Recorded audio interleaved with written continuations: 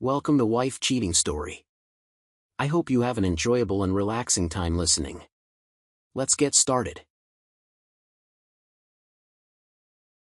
"I came home early to surprise you," Stephen said, voice eerily calm as Carol scrambled to adjust her disheveled appearance. Her lover, Andrew, stood frozen, shirt unbuttoned, eyes darting like a trapped animal. 8 years of marriage shattered in an instant, yet Stephen didn't scream. His gaze lingered on the discarded wine glasses, the scent of Andrew's cologne still hanging in the air. Then, with chilling composure, Stephen murmured, "You deserve nothing from me." He walked upstairs, leaving Carol trembling in the aftermath. But beneath the calm, a plan was forming, a quiet, methodical vengeance no one could predict. Chapter 1. Stephen gripped his steering wheel as he navigated the final stretch of highway toward his home in the suburbs of River Grove. He was tall, with a sharp, confident gaze, someone who commanded attention the moment he walked into a room. At 35, Stephen was already a reputable civil engineer who had worked on some of the city's most ambitious architectural projects. His wife, Carol, had just turned 32 a few days ago. They had been married for 8 years, and in his heart, Stephen was as certain of her devotion as he was of his own capability at work.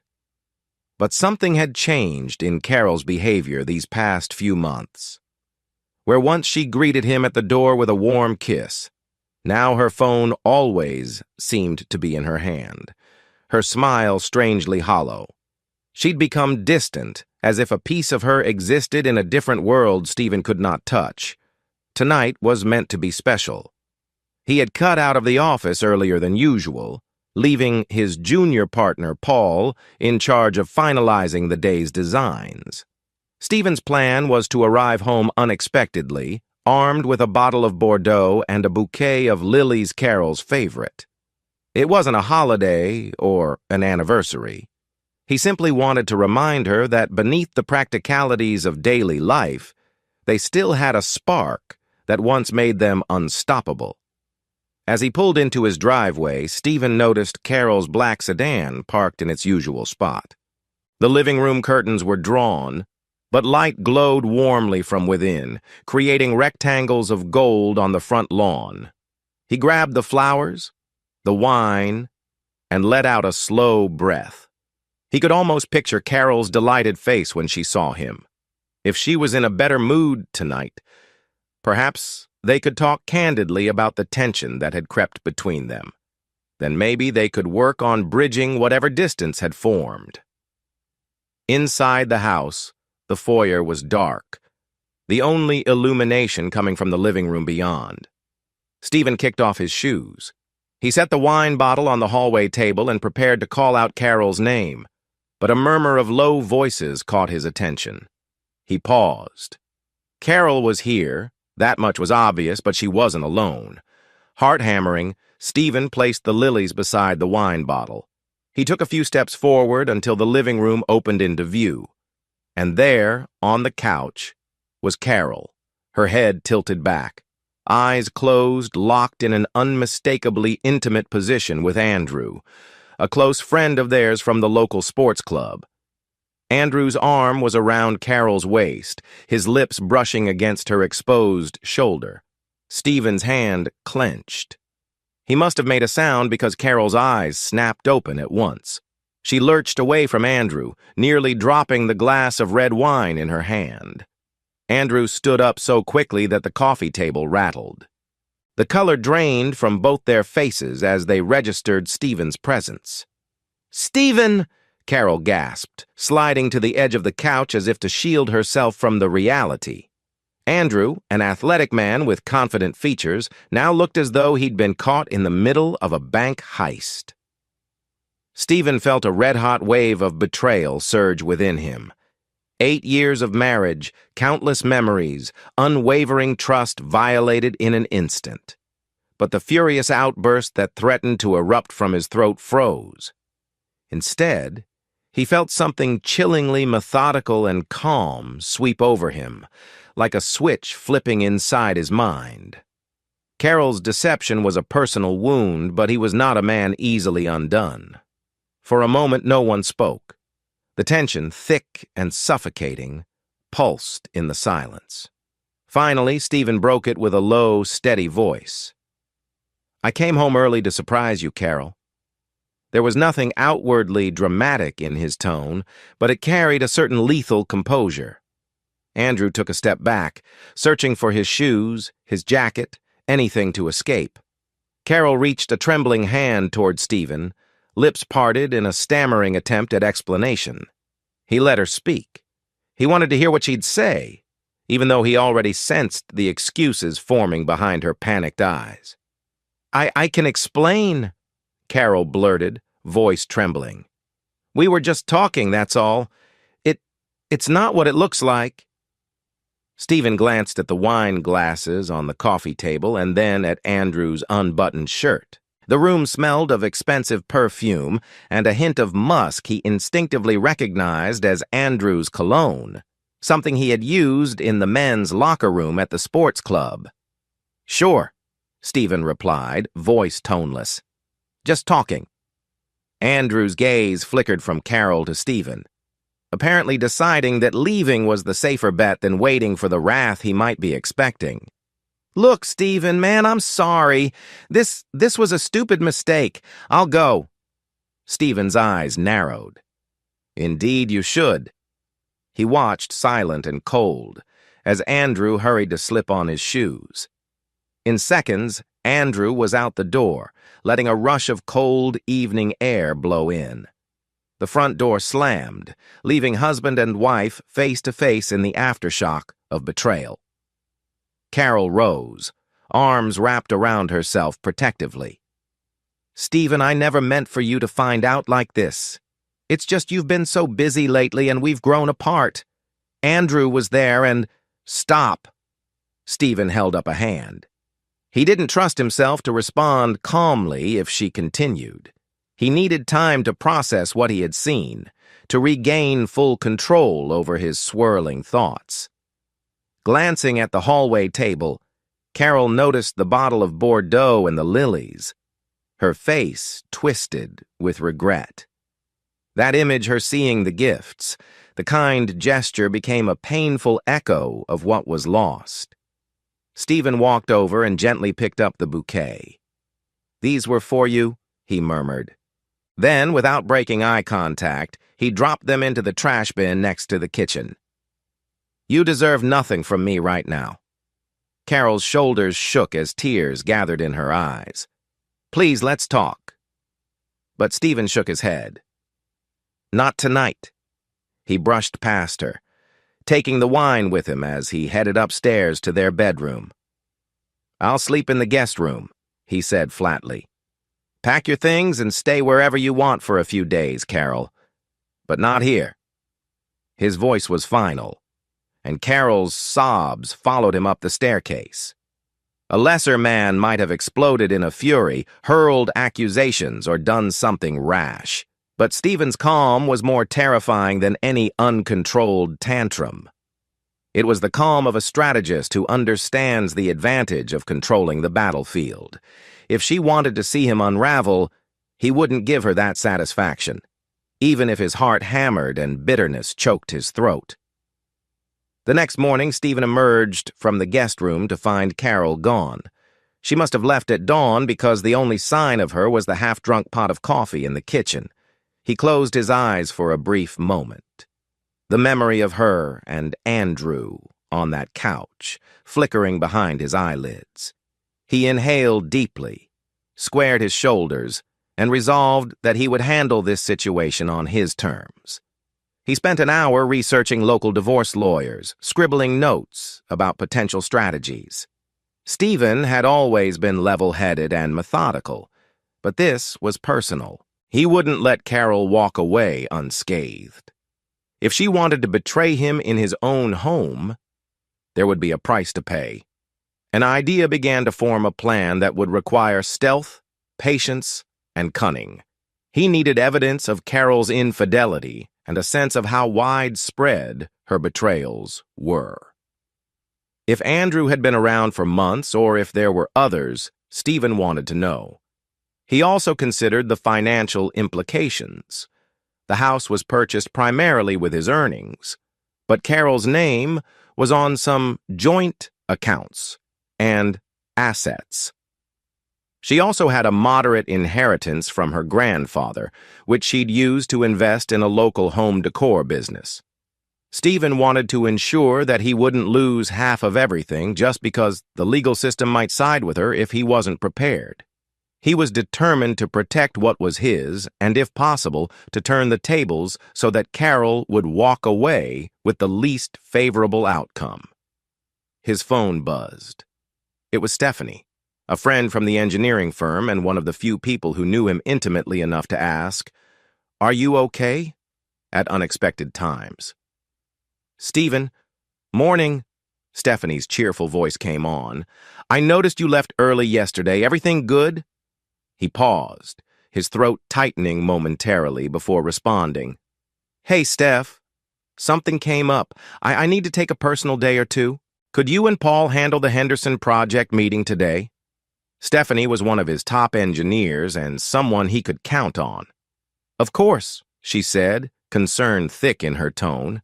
"If you need anything—" "I appreciate it," Stephen cut in, voice softer than before. "Keep me in the loop." He hung up, noting how easy it was to feign composure. That afternoon, Stephen decided he needed an ally outside of work to help gather evidence, or at least give him perspective from the shadows. Laura, his cousin, had once worked for a private investigations office. She wasn't a licensed PI herself, but she'd picked up valuable knowledge along the way. If anyone could discreetly guide him, it was Laura. He drove to a quiet cafe on the outskirts of downtown River Grove. Laura was waiting at a corner table, a half-finished cappuccino in front of her. She wore a beige jacket and greeted him with a warm but inquisitive smile. "You sounded urgent on the phone," Laura said. "What's going on?" Stephen cut to the chase. "Carol is cheating on me. Last night I found her with Andrew. Remember him from the sports club?" Laura's eyes widened. I'm sorry, Stephen. That's awful." He nodded, inhaling the aroma of the strong coffee to center himself. "I want to make sure I handle this the right way. A knee-jerk reaction could ruin me financially or even legally if I do something rash. You have some experience with these scenarios, right?" Laura nodded. "I can't act as a licensed PI, but I can coach you on how to gather evidence, especially if you plan to divorce. Do you want to go that route?" Stephen paused, swirling the black coffee in his mug. "A divorce seems inevitable. But I'm not just looking to end the marriage, I want to ensure I'm not left in ruins. And if there's a way to come out ahead, I plan to find it." Laura leaned in. "So, what do you need from me?" He outlined his concerns, collecting digital and physical evidence, tracing Carol's financial decisions, figuring out if Andrew was the only affair partner, and so on. Laura took mental notes, her expression focused. "I'll help in any way I can," she promised. "But you need to be careful. Laws vary regarding surveillance, wiretapping, all that. Keep it legal or it'll backfire." Stephen nodded. "I'm not out to break the law, just want the truth on my side." That evening, while rummaging through the office at home, Stephen stumbled upon a hidden folder on their shared desktop computer. The folder's name was innocuous Recipes 2022, but it caught his eye because Carol rarely cooked from a recipe. Inside, he discovered a series of pictures, Carol, in revealing poses, apparently taken in the bedroom. Some included Andrew, face partially turned away. Others depicted messages or hotel bills. Stephen's gut churned, fury creeping back. It wasn't just one night. It seemed like an ongoing affair, meticulously documented for reasons he couldn't fathom. Perhaps they were exchanging these photos, or Carol was storing them for some twisted sense of excitement. The timestamps spanned at least 6 months. Rage flickered. He wanted to slam the keyboard or hurl the monitor, but he forced himself to maintain that cold composure. It took him a few minutes to methodically copy every file onto a concealed external drive. Then he replaced the original folder with a decoy full of real recipes, so Carol might not notice the intrusion. He had a start now, damning evidence of repeated infidelity. But his plan was only beginning to form. Before midnight, Stephen paced the living room, phone in hand. He almost dialed Carol's number just to demand an explanation, some final attempt at closure.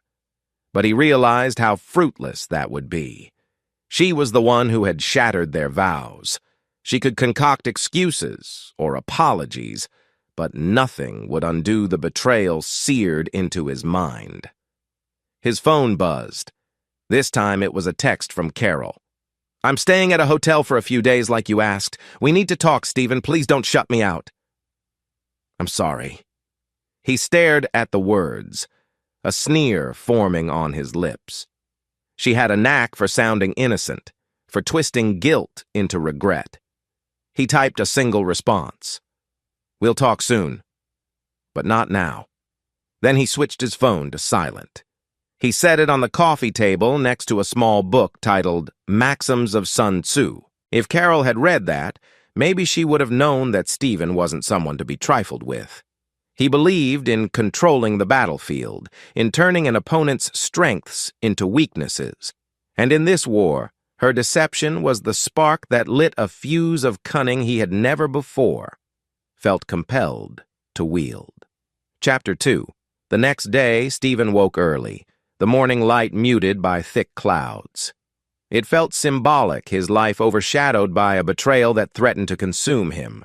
Instead of dwelling in bitterness, he took a breath, showered, dressed, and stepped out with renewed determination.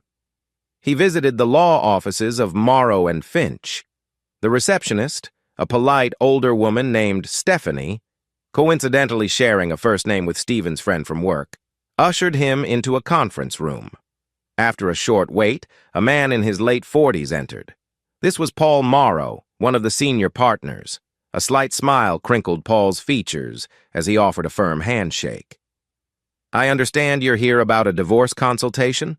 Paul asked. Stephen nodded, settling into the leather chair. "Yes. My wife has been unfaithful. I have evidence, photos, some documentation. I want to ensure a fair or favorable outcome." Paul took a moment to ask about the marriage, any joint assets, property details. Stephen answered precisely, describing the house, accounts, Carol's inheritance, and so on. When asked about children, Stephen shook his head. They'd been planning for children eventually, but it never happened. Now, he was grateful for that. Paul leaned forward. Infidelity can matter, but typically, states follow no-fault divorce. That said, if you can prove marital misconduct that impacted your finances, like if she spent joint funds on her affair, it can influence settlements. Stephen's lips thinned. "I suspect that might be happening. I'll confirm it soon."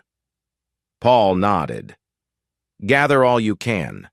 If we build a case that your wife committed not just adultery, but also used marital finances to facilitate it, we have leverage. It will be a process, but we can aim for a more advantageous settlement."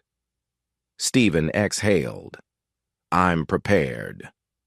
After finishing with the lawyer, Stephen walked back to his car. The wind had picked up, scattering leaves around his feet. He tapped a quick message to Laura. "Met with an attorney. Strategy in place. Keep me posted on any new discoveries."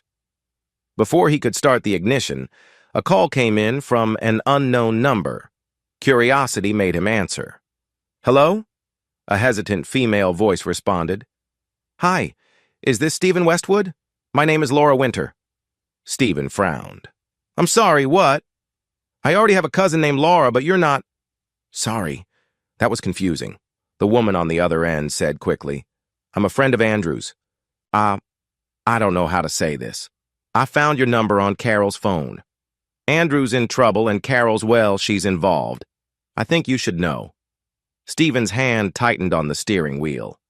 If you're playing games, I'm not. She rushed. Please, just meet me at Clover Cafe at noon. I promise this is important.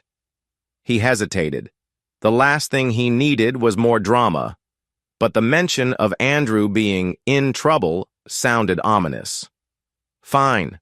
Noon. At noon, the Clover Cafe was bustling with the lunch crowd. Stephen scanned the tables until a woman in her late 20s waved at him nervously. She had short black hair and a pale complexion. She looked anxious, fiddling with a coffee cup. He sat down across from her. Ms. Winter? She nodded, leaning forward. Yes. Thank you for coming. Make this quick. I don't want to waste time. She glanced around, lowering her voice. Andrew and we used to date. We stayed friends after breaking up. A few months ago, he bragged to me about seeing a married woman. Then I found out it was Carol, your wife, through some suspicious photos on his phone. Yesterday, Andrew came to me, panicked, because he owes money to the wrong people. He's in deep with gambling debt. Stephen forced a neutral expression. What's that got to do with Carol? The woman sighed. He told me Carol's been giving him money. I think large sums. He said it's from her inheritance. She's covering his gambling losses so he can keep seeing her. Now he's in deeper trouble and he's turned to her again. A jolt of fury ran through Stephen. If Carol was funneling her own inherited funds, it might not directly affect their joint accounts. But he suspected more. Are you sure none of that money comes from our joint assets? He didn't say. But Andrew bragged about cleaning out that gullible husband's pockets if Carol needed more. He's probably bluffing. Or maybe not. I'm only here because, well, I still care about Andrew enough to not want him to get killed by loan sharks, and I think you should know the extent of what's going on. If Carol is helping him commit financial betrayal, it might hurt you too. Stephen measured her words. This was an unexpected twist, not just an affair, but a potential financial sabotage fueled by Andrew's debts. Thank you for telling me. Laura Winter slid a slip of paper across the table. That's the contact of a moneylender Andrew's been dealing with. He's dangerous. If Andrew drags Carol in, she's likely to do something desperate, maybe tapping your accounts, forging your signature. Be careful. Stephen pocketed the slip. Understood. Why are you helping me? She shrugged, eyes sad. Andrew always had potential to be better, but he's chosen a dark path. I don't want you or Carol getting hurt, or at least not beyond reason. Good luck. That evening, Stephen returned to his home office. Between the evidence of repeated physical affairs and now this information about potential financial entanglements, his plan needed refinement. He dialed Laura, his cousin, and explained the new intel. This goes beyond cheating. Andrew might be trying to siphon money from Carol, or from me, through her. Laura whistled. You could potentially build an even stronger case for a lopsided settlement if we prove your shared assets are at risk. Also, Andrew's criminal ties might come into play. Stephen's gaze flicked over to the USB drive containing Carol's incriminating photos. Let's keep this quiet. If Carol is forging my name or funneling marital assets, I want a record of it. We need to track her movements. Any chance you can refer me to a private detective who can legally tail her? Sure, Laura said. I'll text you a contact. She's discreet, works with a licensed agency. Just be sure we stay within legal boundaries. He nodded. Right. Meanwhile, I'll gather more from the financial side. They ended the call. Outside, thunder rumbled, an actual storm gathering in the night sky. Inside, Stephen meticulously set his plan in motion. He would let Carol believe he was too emotionally devastated to act swiftly. In reality, he was building a fortress of evidence, piece by piece, waiting for the perfect moment to strike. 2 days later, an opportunity arose. Carol, apparently under the illusion that Stephen was giving her space to think, reached out to request a meeting at a neutral location, a small restaurant near the edge of town. Stephen agreed, if only to observe her behavior. He also wanted to see if he could glean more about the financial side. They chose a corner booth. Carol's eyes were reed-rimmed, suggesting she'd been crying or losing sleep. She toyed with her napkin.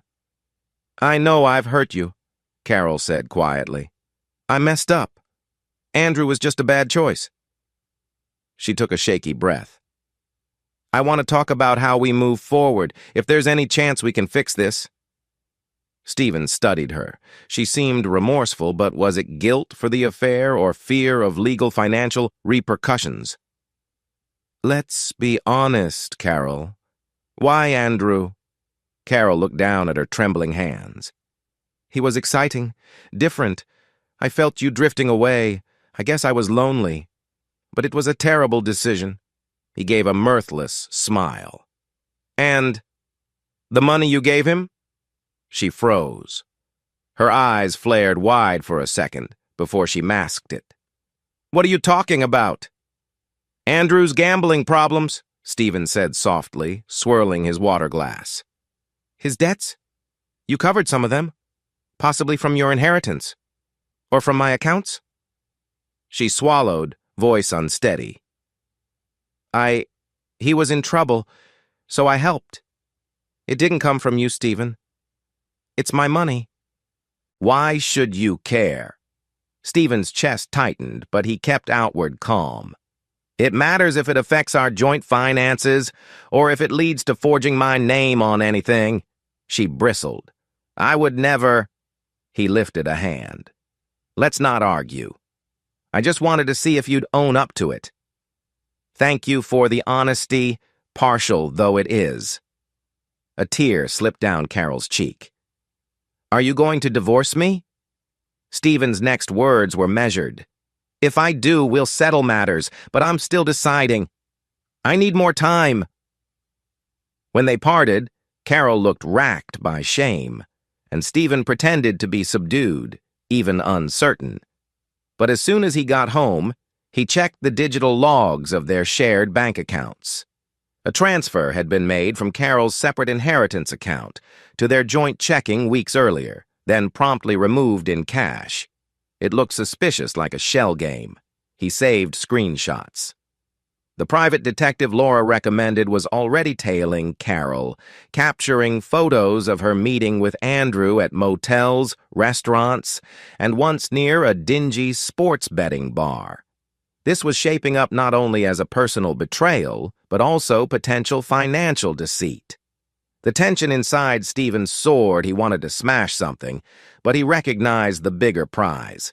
If he played this right, he could come out the clear winner in both personal satisfaction and legal standing.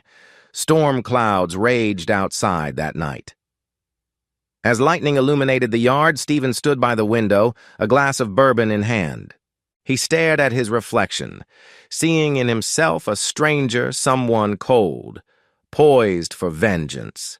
Good, he thought. He needed that edge. Let them think he was only wounded. Let them remain oblivious to how carefully he was building this trap. At that moment, he decided that the next phase of his plan would be to expose Andrew's deeper entanglements, letting Carol's poor judgment bury her. If Andrew's creditors came knocking, Stephen would be poised to show that he had no involvement.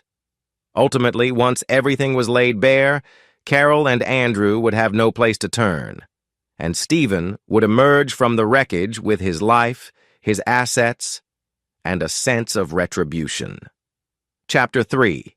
The following morning, Stephen got a call from a woman who introduced herself as Stephanie Clark, the private investigator his cousin Laura recommended.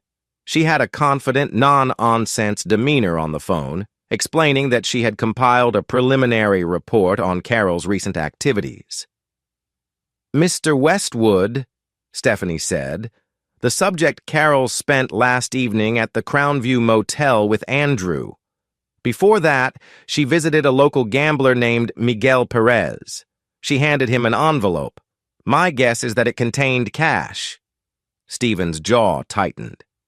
"Any evidence of forgeries or forging my name?" "Not yet, but we've discovered an appointment slip in her car's trash for a certain notary office tomorrow morning. Possibly it's routine, but I doubt that."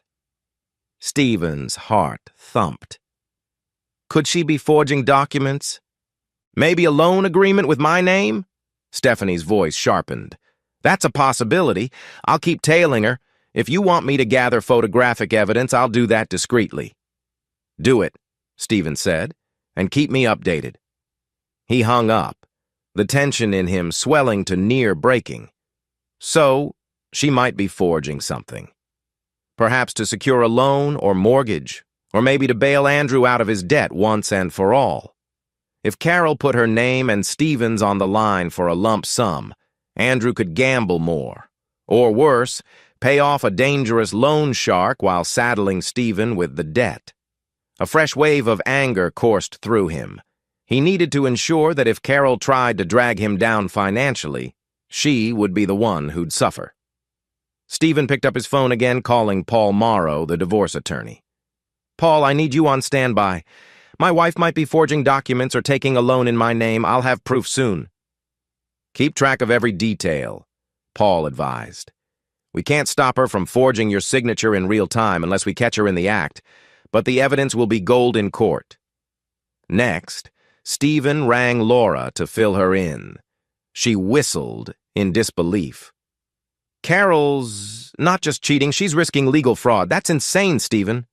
He nodded grimly. "If she goes that far, I'll have everything I need to bury her." Laura paused. "And Andrew?" Stephen exhaled. "Andrew's fueling this, but Carol is responsible for her own choices. Once we have enough, I'll hand everything over to the lawyer and possibly the police if it qualifies as fraud." On Friday morning, Stephanie Clark, the PI, discreetly followed Carol to a quiet notary office on Elm Street. There, Carol was seen with Andrew, handing papers to a notary official for verification. Stephanie's camera clicked from a parked car. She later confirmed that Carol left with a sealed envelope. That afternoon, Stephanie delivered a USB drive and a typed report to Stephen's front porch. The photos on the USB drive clearly showed Carol and Andrew smiling tensely as they exited. A close-up shot caught part of the top page, a collateral loan agreement letterhead, with scribbles that might have been signatures. Though the images weren't crystal clear, it was enough to strongly suggest Carol was forging or partially forging Stephen's name to secure a private loan, likely using the house as collateral. Stephen felt a surge of triumph, tempered by heartbreak. The woman he once cherished had devolved into a conspirator who'd risk it all for Andrew's worthless cause. She had no idea how thoroughly her betrayals were being documented. This was bigger than a simple fling. It was a calculated assault on his assets. He compiled all the materials photos, the private investigator's statement, the suspicious bank transfers, and emailed them to Paul Morrow under the subject line, "For urgent review." He set a meeting for the next day. That night, unable to sleep, Stephen wandered through the house, memories crowding his mind. Every corner reminded him of time spent with Carol painting the living room after they first bought the place, the spot on the rug where they'd danced to no music at all. He paused in front of a framed photo from their honeymoon in Hawaii, the two of them beaming on a beach. The sands of time had eroded that happiness, leaving him with a cold emptiness.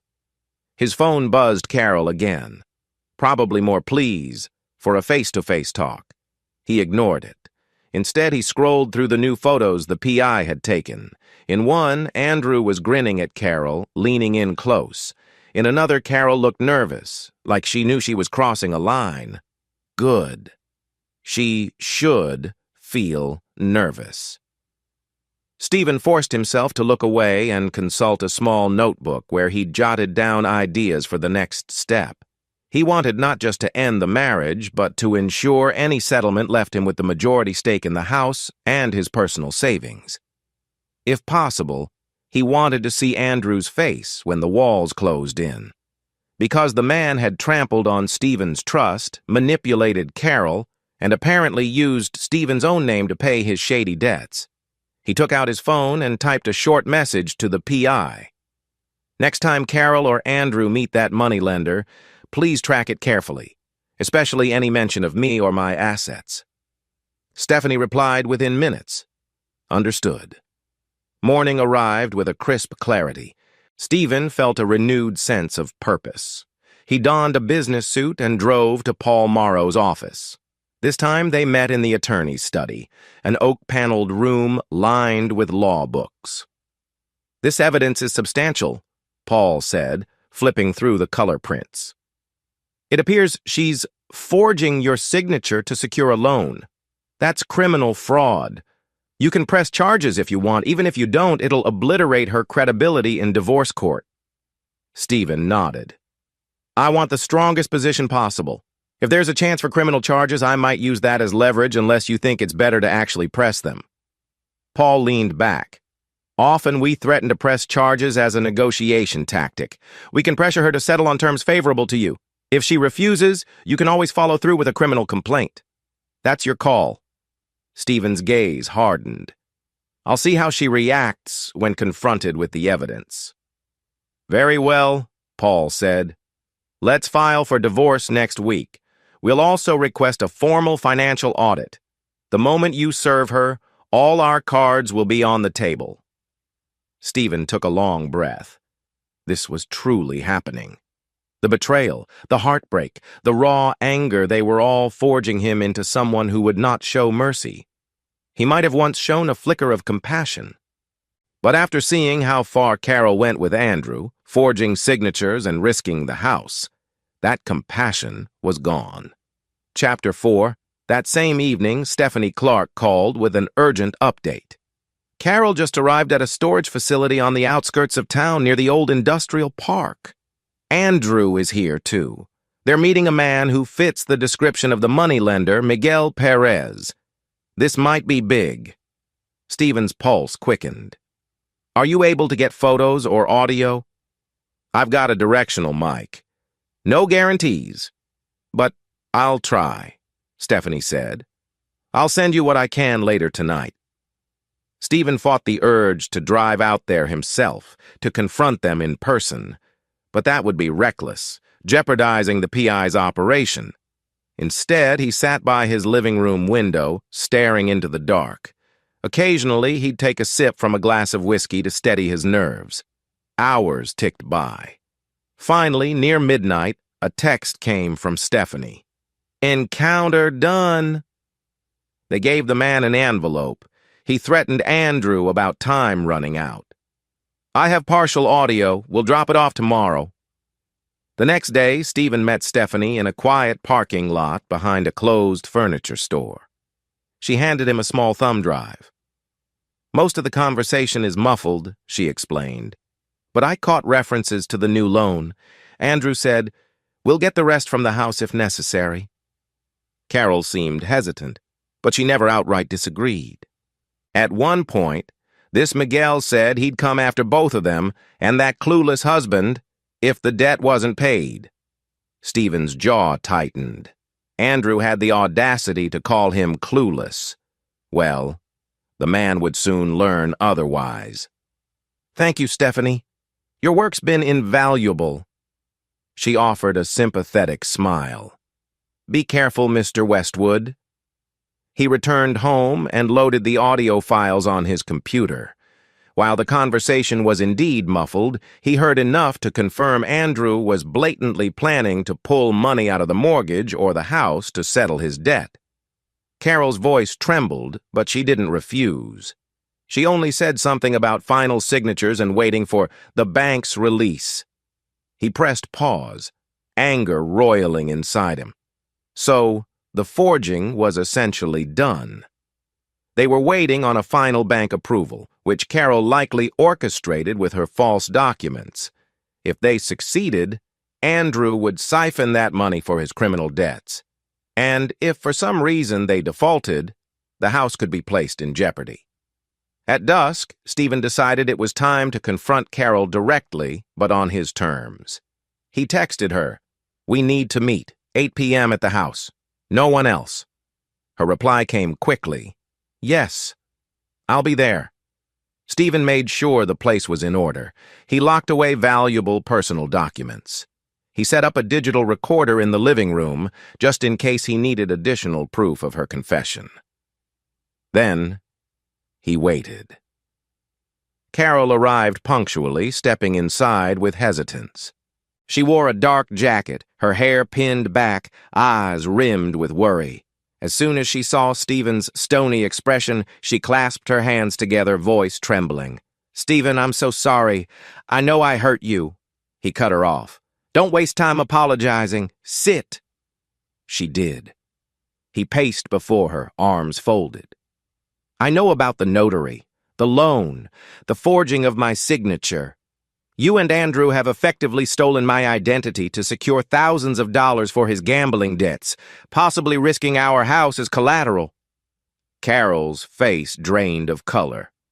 "How I don't know what you're—" "Enough." Stephen slammed his palm on the coffee table. "I have a private investigator. I have photos, documents, audio. You can't lie your way out." Tears slipped down her cheeks. "Stephen, I didn't want to forge anything. Andrew insisted it was just temporary. We needed money fast, or those people would hurt him. I thought I could fix it before you ever found out." He sneered. "And you expect me to pity you? Did you consider asking me, telling me the truth? Instead, you cheat on me, put me in financial jeopardy, and let Andrew mock me behind my back. Why should I show you any mercy now?" Carol sobbed openly, shoulders shaking. "I never stopped loving you, Stephen. You were so distant, always at work, never noticing me." He barked a harsh laugh. "Don't turn this around. I was building a life for us. You destroyed it." She tried to reach for his hand, but he stepped away. "Stephen, please, we can figure out a way. I'll end it with Andrew. I'll pay back the loan or cancel it somehow.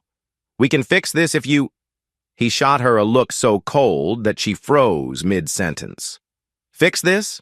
The damage is done. I've already hired a lawyer. If you dare to finalize that loan in my name, I'll see you face criminal charges for fraud. Understood?" Carol's tears kept flowing. I didn't know what else to do. Andrew was threatened. I was scared." Stephen's lips curled. "That's your problem now. I want you out. I'm filing for divorce. And if you do anything else to sabotage my finances, I'll call the police. Are we clear?" She nodded miserably, burying her face in her hands. "Yes, I'm sorry." He glared at her for a moment. Despite the swirling anger, he felt an odd pang of sorrow for the woman he once knew. But that woman was long gone, and the one sobbing before him was a stranger who had wrecked their marriage for an adrenaline-seeking con man with gambling debts. Without another word, Stephen walked upstairs, leaving Carol alone in the living room. Moments later, he heard the front door open and shut, her sobs echoing in the hallway. Then silence. After Carol left, Stephen called Paul Morrow. "I confronted her. She confessed enough to confirm everything. Proceed with the divorce filing. I'm ready." "Understood," Paul replied. "Once we serve her, we can hammer out the details. With your evidence, you'll have the upper hand. Settlement will heavily favor you, especially if we threaten her with criminal charges." Stephen closed his eyes, exhaustion hitting him like a wave. "Good." Paul paused. "I'll start drafting the paperwork. Expect to sign it in a day or two." Stephen hung up, gazing at the dark window. He felt an unrelenting heaviness, but also a grim satisfaction. This was the path he had chosen. No illusions remained about healing or second chances. He had spent years building a life with Carol, and she had destroyed it in a matter of months. Now he would take back control. He would protect what was his and ensure both Carol and Andrew tasted the bitter consequences of their betrayal. Before midnight, Stephen received a text from an unknown number. "You think you've won, Westwood? You have no idea what's coming." Andrew Stevens stared at the message, anger flickering. Andrew was foolish enough to provoke him.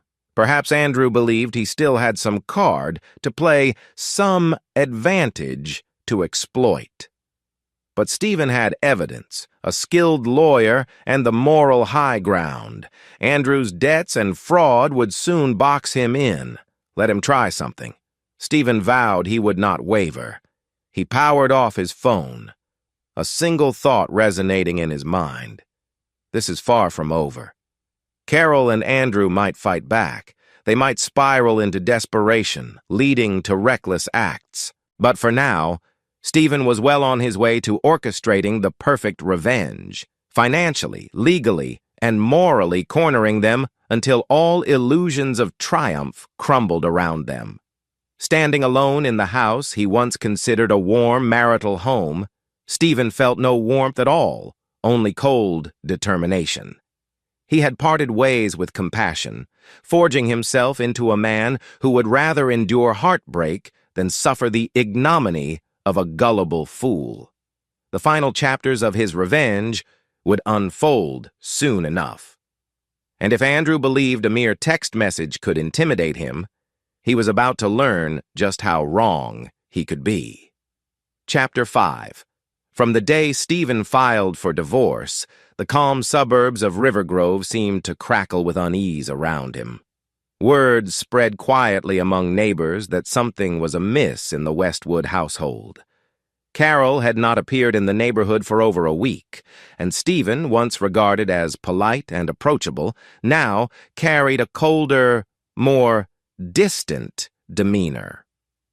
On a crisp Monday morning, Stephen found himself behind the wheel, driving to his engineering firm's headquarters. He'd let Paul, his junior partner, handle client presentations during the recent turbulence. Stephanie, his colleague and top engineer, had also covered some of his tasks. But now, with the divorce officially in motion, he wanted to reclaim control at the office. His phone pinged with a message from Laura, his cousin. "Heard from the PI. Andrew has been missing from his usual hangouts for days. Rumor says he's underground due to debts. Stay vigilant." Stephen's jaw tightened. Andrew was probably lurking somewhere, trying to scrape together money for his creditors. If Andrew thought that disappearing would save him, he was in for a shock. Because Stephen intended for the legal system and the truth to catch up with both Andrew and Carol soon enough. In the parking lot of Westwood and Associates, Stephen stepped out of his car, scanning the area as if expecting an ambush. His heightened awareness was new, a byproduct of the swirling threats from Andrew's loan sharks and Carol's potential desperation. Before heading inside, he took a moment to breathe, centering himself. He'd built this company from the ground up. He wouldn't let Carol's betrayal ruin it. The office hummed with its usual Monday buzz. Stephanie was at her workstation, reviewing design drafts. She looked up the moment Stephen walked in, relief softening her features. "Good to see you back," she greeted, standing up. "We've managed, but it hasn't been the same."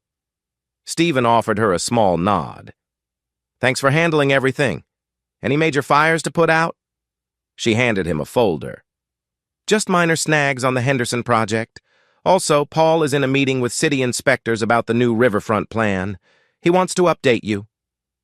Stephen glanced around, noticing the curious gazes of a few staffers. He ignored them, striding to his private office. Inside, the aroma of stale coffee lingered. He set down his briefcase and powered on his computer, trying to slip back into the normalcy of professional life even as his personal life lay in tatters. An hour later, Paul poked his head in. "Hey, boss, you got a minute?" Stephen waved him in. Paul was a clean-cut, sharp-minded engineer who had proven invaluable. He stepped in, shutting the door behind him. "Just wanted to give you a heads-up," Paul said, lowering his voice. "Rumor has it Carol's been contacting some of our clients." At Stephen's startled look, Paul hurried on. "She's not saying anything directly scandalous, just telling them you're having personal issues and might not be fully available?" Stephen's hands curled into fists beneath his desk. "How did you learn this?" "Two clients mentioned odd phone calls from a woman claiming to be your associates or spouse.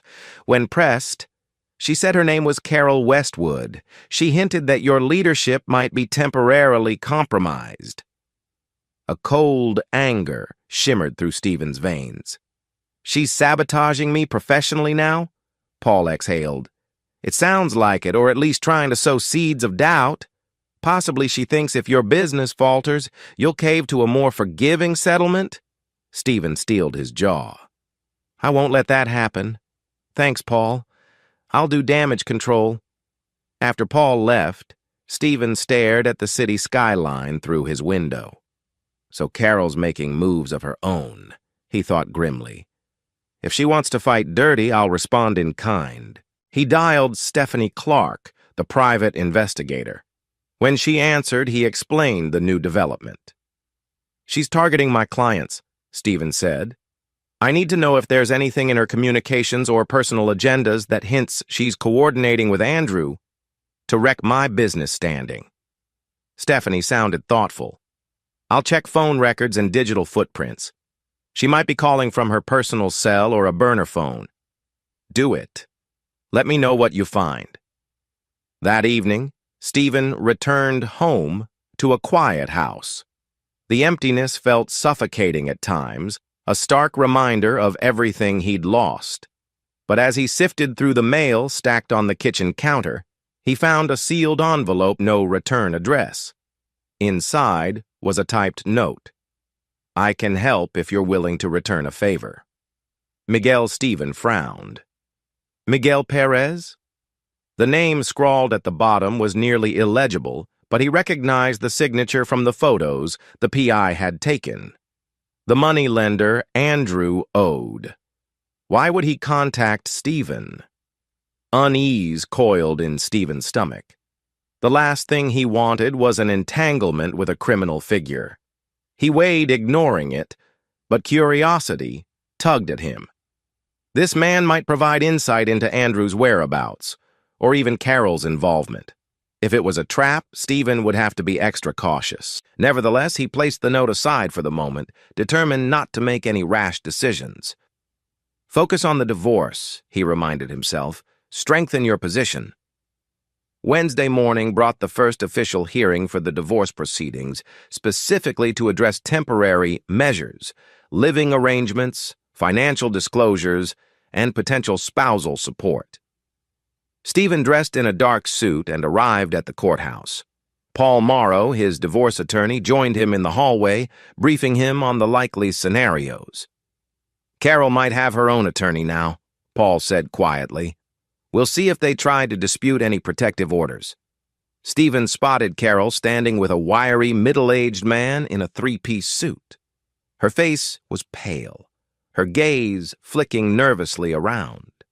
She gave Stephen a hollow look, some mix of regret and defiance. The tension in the corridor was palpable. Once inside the small courtroom, the judge took her seat. Formalities were exchanged. Carol's attorney introduced himself as Andrew Falcone. Immediately, Stephen's mind flicked to the fact that he shared the same first name as Andrew the gambler. Unfortunate coincidence, he thought wryly. Falcone launched into a half-baked argument about how Carol needed temporary financial support because she claimed Stephen had barred her from returning to the marital home. Stephen's pulse hammered, but he kept a calm exterior. Paul rose, systematically dismantling the claims. Ms. Westwood left the marital residence at Mr. Westwood's request due to her admitted infidelity. Furthermore, we have reason to believe Ms. Westwood engaged in fraudulent activities, though that matter is pending additional evidence. It is not Mr. Westwood's responsibility to fund Ms. Westwood's separate accommodations under these circumstances. Carol's cheeks burned red. Falcone tried to interject about the house being joint property, but Paul countered with the possibility of fraud overshadowing any spousal privilege. He hinted without revealing all evidence that Carol had used or intended to use the house as collateral. The judge, brow furrowed, decided on a conservative approach. Ms. Westwood, you may not dispose of any marital assets or sign any new financial instruments until further notice. Mr. Westwood, continue normal mortgage and utility payments for the marital home, but Ms. Westwood is not to reside there until the next hearing. Any violation of these orders will be met with sanctions. Stephen exhaled, relieved that at least Carol was barred from damaging him further legally for now. No spousal support was awarded pending a thorough review. That was a small victory. Yet he recognized Carol's expression. She was furious, humiliated. She might strike back in unexpected ways, he cautioned himself. Outside the courtroom, Carol lingered near Stephen, tears in her eyes. Why are you pushing me into a corner? You've known me for 8 years. You should know I'm not a bad person. He stared her down. You made your choices. Now you face the consequences. Her lips trembled. Andrew, he's gone. If you want to know the truth, he ran off with most of the loan money. I'm stuck with the rest. That's why I've been desperate, Stephen. A flash of surprise crossed his face. Ran off? So you've lost everything you gambled on him? She nodded, a bitter laugh escaping her lips. I know you must think I deserve it, but it's not like I planned. Stephen cut her off, voice icy. I don't care about your self-pity. If Andrew's run off, that's your problem. He walked away, leaving Carol standing in the hall. He refused to let sympathy weaken his resolve. If Andrew truly vanished, maybe that's one less threat, he mused. But he also knew a cornered Carol could still sabotage him, especially if her desperation turned into resentment. That night, Stephen sat at his kitchen table studying the typed note from Miguel again. I can help if you're willing to return a favor. A phone number was scrawled below. Against his better judgment, Stephen dialed it. A gravelly voice answered, Miguel speaking. I was hoping you'd call, Mr. Westwood. Stephen's free hand clenched around the phone. What do you want? Miguel snorted. Simple. Andrew owes me a substantial sum. He disappeared. Carol's out of funds. But I hear you've got resources, especially now that you're divorcing her. If you help me locate Andrew, or pay me a fraction of his debt, we can both come out ahead. Stephen's stomach turned. I'm not covering Andrew's debt. That's his mess. Fair enough, Miguel said, undeterred. Then at least work with me to track him. I have ways of persuading him to pay. I can ensure he never troubles you or your soon-to-be ex-wife again. In return, maybe I share certain financial documents that implicate Carol more deeply. Could help your divorce case. No sense in going to jail if you can bury her through the courts instead. Stephen's blood ran cold. And what's your angle? A low chuckle. I want to find Andrew. If you have any hint of where he might hide, I'll do the rest. You'll get your revenge, I'll get my money. Carol's out of your hair. Everyone wins. Stephen hesitated, feeling the moral and legal dangers in aligning with a loan shark. Yet the temptation was real. If Miguel had records showing exactly how Carol used fraudulent signatures or wrote checks, It would slam dunk Stephen's case. But at what cost? "I'll think about it," he said finally, ending the call. The next morning at Westwood and Associates, Stephanie brought Stephen coffee, her brow creased. "We have a situation with the Baxter Development client. They called earlier, saying they're reconsidering awarding us the expansion project. Something about questionable stability on the firm's management side."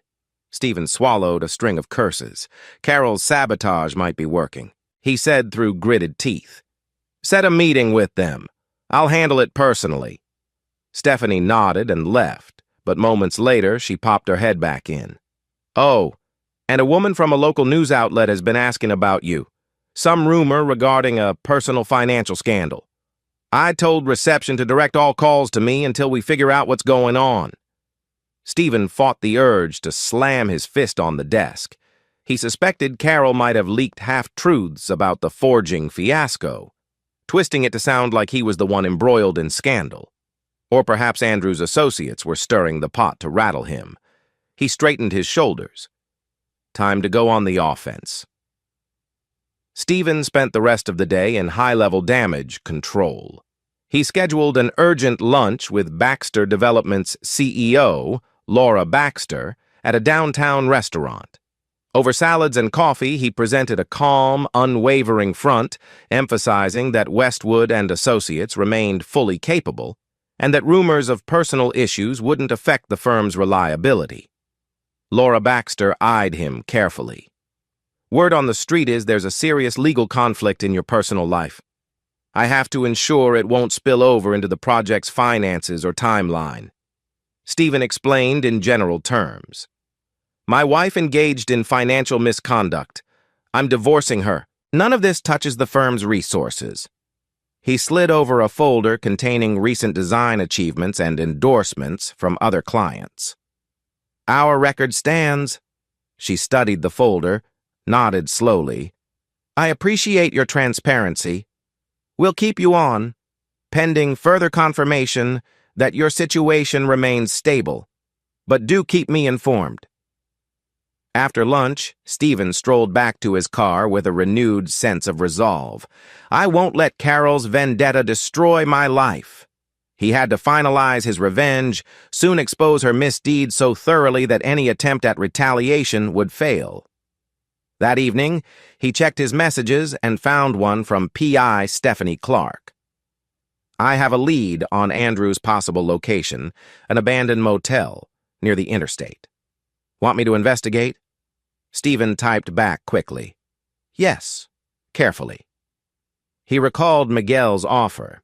If Andrew was truly hiding out, Miguel would eventually find him, but perhaps it was better for the PI to confirm details first, staying on the right side of the law. Stephen didn't want to owe Miguel anything, yet a part of him understood the advantage of using unsavory allies when cornered. If Andrew is discovered, I can tie Carol's forgery and finances to him more explicitly, he reasoned. That wins me the divorce. But aligning with a criminal is risky. Close to midnight, the phone buzzed again. It was Stephanie Clark, her voice hushed. "I'm at the motel. A friend who works at the local PD gave me a tip. There's been commotion here. Some guy matching Andrew's description got into a fight. Might have fled. Not sure if he's still around." Stephen gripped his phone. "Are you safe?" "Yeah, I'm in my car," she replied. "Hang on, someone's coming out the side entrance." He heard muffled noises through the phone. Stephanie's sharp intake of breath told him something was happening. "Stephen, that's Andrew. He's limping. Another man, a big guy with tattoos, just shoved him into a van." Stephen's heart hammered. Kidnapping?" "Looks like it. They're speeding off. I got the license plate. Should I call the cops?"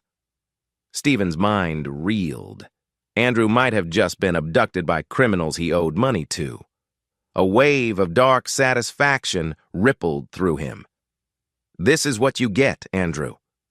But he also recognized the potential blowback this could bring police attention to Carol, to him, to everything. "Call it in," he said. "Then leave. Don't get involved." She agreed, ending the call. Stephen sank into his couch. Andrew was effectively in the hands of some men who likely wanted their money. If Andrew was forced to talk, he might drag Carol in, or he might spin a story implicating Stephen somehow. This is spiraling fast, he thought, swallowing the dryness in his throat. I have to brace for whatever comes next. He stared at the blank TV screen, his reflection flickering in the dim living room lamp. The final confrontation was drawing near, whether he liked it or not. The only question was how much chaos would unfold before he secured his victory, and at what cost to everyone involved. Chapter 6. News of Andrew's abduction circulated quickly among the quieter corners of River Grove. Officially, the local police had no concrete leads. They only had a partial license plate from a concerned citizen's tip, Stephanie Clark's anonymous call. Rumors swirled that Andrew was in over his head with a dangerous syndicate. Early the next morning, Stephen was jolted awake by his phone ringing. The caller ID showed a name he never expected to see again, Carol. He debated ignoring it, but curiosity won. "What do you want?" Her voice trembled. "We need to talk, face to face, please." Stephen gritted his teeth. "I doubt we have anything left to say." She let out a ragged breath. "It's about Andrew and about the loan. I can't do this alone anymore." A swirl of conflicting emotions ripped through him. He despised her betrayal, but if she had new information, it might be crucial. "Fine. The courtyard at Riverside Park, noon. Public place. Don't be late." He hung up. A sense of foreboding settled in his gut. She probably heard Andrew was taken. Maybe she thinks I had something to do with it. The idea twisted his stomach, though part of him found it almost poetic that she might suspect him of orchestrating Andrew's downfall. At noon, the sky hung low with thick gray clouds. Stephen arrived at Riverside Park, scanning the open courtyard by the fountain. Carol stood on the far side, arms folded against the chilly breeze. She looked thinner, dark circles under her eyes telling of stress or sleepless nights. He approached, posture guarded. "Speak." She hesitated, looking around to ensure no one was eavesdropping. "I heard Andrew was kidnapped. People say it's a group he owes money to." Her eyes flicked over Stephen's face, searching for a clue. "Any idea who took him?" Stephen shrugged. "He dug his own grave. If he's been taken, that's his problem." He studied her carefully. "Why does this concern you so deeply? Didn't he run off with your money?" She shook her head, tears forming at the corners of her eyes. "He left me in debt. The loan is still in my name and yours because I forged your signature. It's not fully approved, but the lenders keep calling, threatening me. I have no idea how to cancel it without admitting fraud. Andrew said he'd handle it. Now he's gone." He narrowed his gaze. "So, you want me to fix your mess?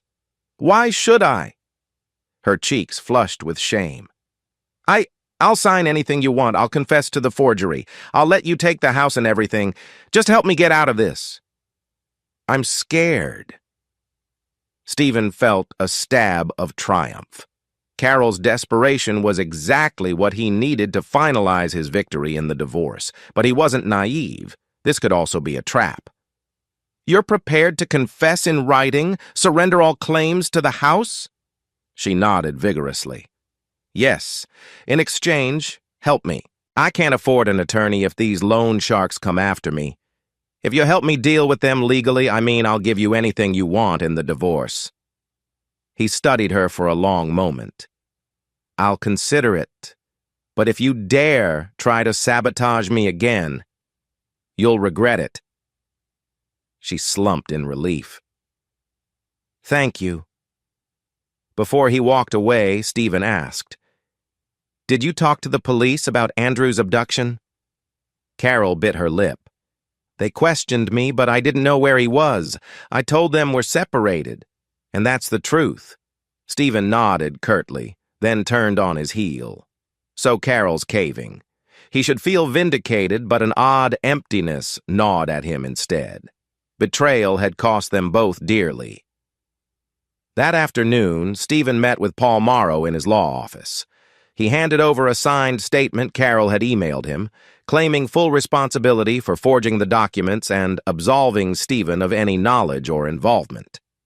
Carol had typed it up after their conversation, hoping to gain Stephen's assistance. The edges of the printouts trembled in Stephen's hands, a testament to how swiftly the situation was shifting. Paul's eyebrows rose as he skimmed the confession. This is huge. She's basically handing you a bulletproof shield against any claim that you share liability. Stephen nodded. She's desperate. She wants me to help extricate her from the loan sharks or the lenders. I plan to do just enough to ensure I'm fully protected. After that, she's on her own. A thoughtful grin tugged at Paul's lips. This will practically guarantee the court favors you in the property division. You might not have to offer any spousal support, and I doubt she'll fight for more if she's truly terrified of going bankrupt or going to jail. Stephen exhaled, relieved. Then let's incorporate this into the next motion. Also, file a formal request that I maintain sole ownership of the house. Paul patted the folder. Consider it done. That evening, P.I. Stephanie Clark called. New development. Police found evidence at that abandoned motel bloodstains, forced entry. They suspect Andrew's fight was violent. He might be seriously injured. Stephen clenched his phone. You think he's alive? Hard to say. The cops are searching. This could escalate. If the kidnappers keep him alive for ransom, they'll contact Carol or you. Stephen felt a chill. All right. Keep me posted. After the call, he stared into the darkness of his living room. If Andrew ended up dead, it would be the ultimate end of a man who had wreaked havoc on Stephen's life. Yet it might also complicate things legally or morally, especially if the investigation tried to tie any involvement back to Stephen. I need to tread carefully. Days passed with no ransom call, no word of Andrew's fate. Meanwhile, Carol's attorney, Andrew Falcone, reached out to Paul Morrow. A meeting was scheduled at Falcone's downtown office. Stephen accompanied Paul, expecting more attempts at negotiation. Inside the posh law firm's conference room, Falcone sat behind a polished table, posture stiff. Carol was absent. Falcone cleared his throat.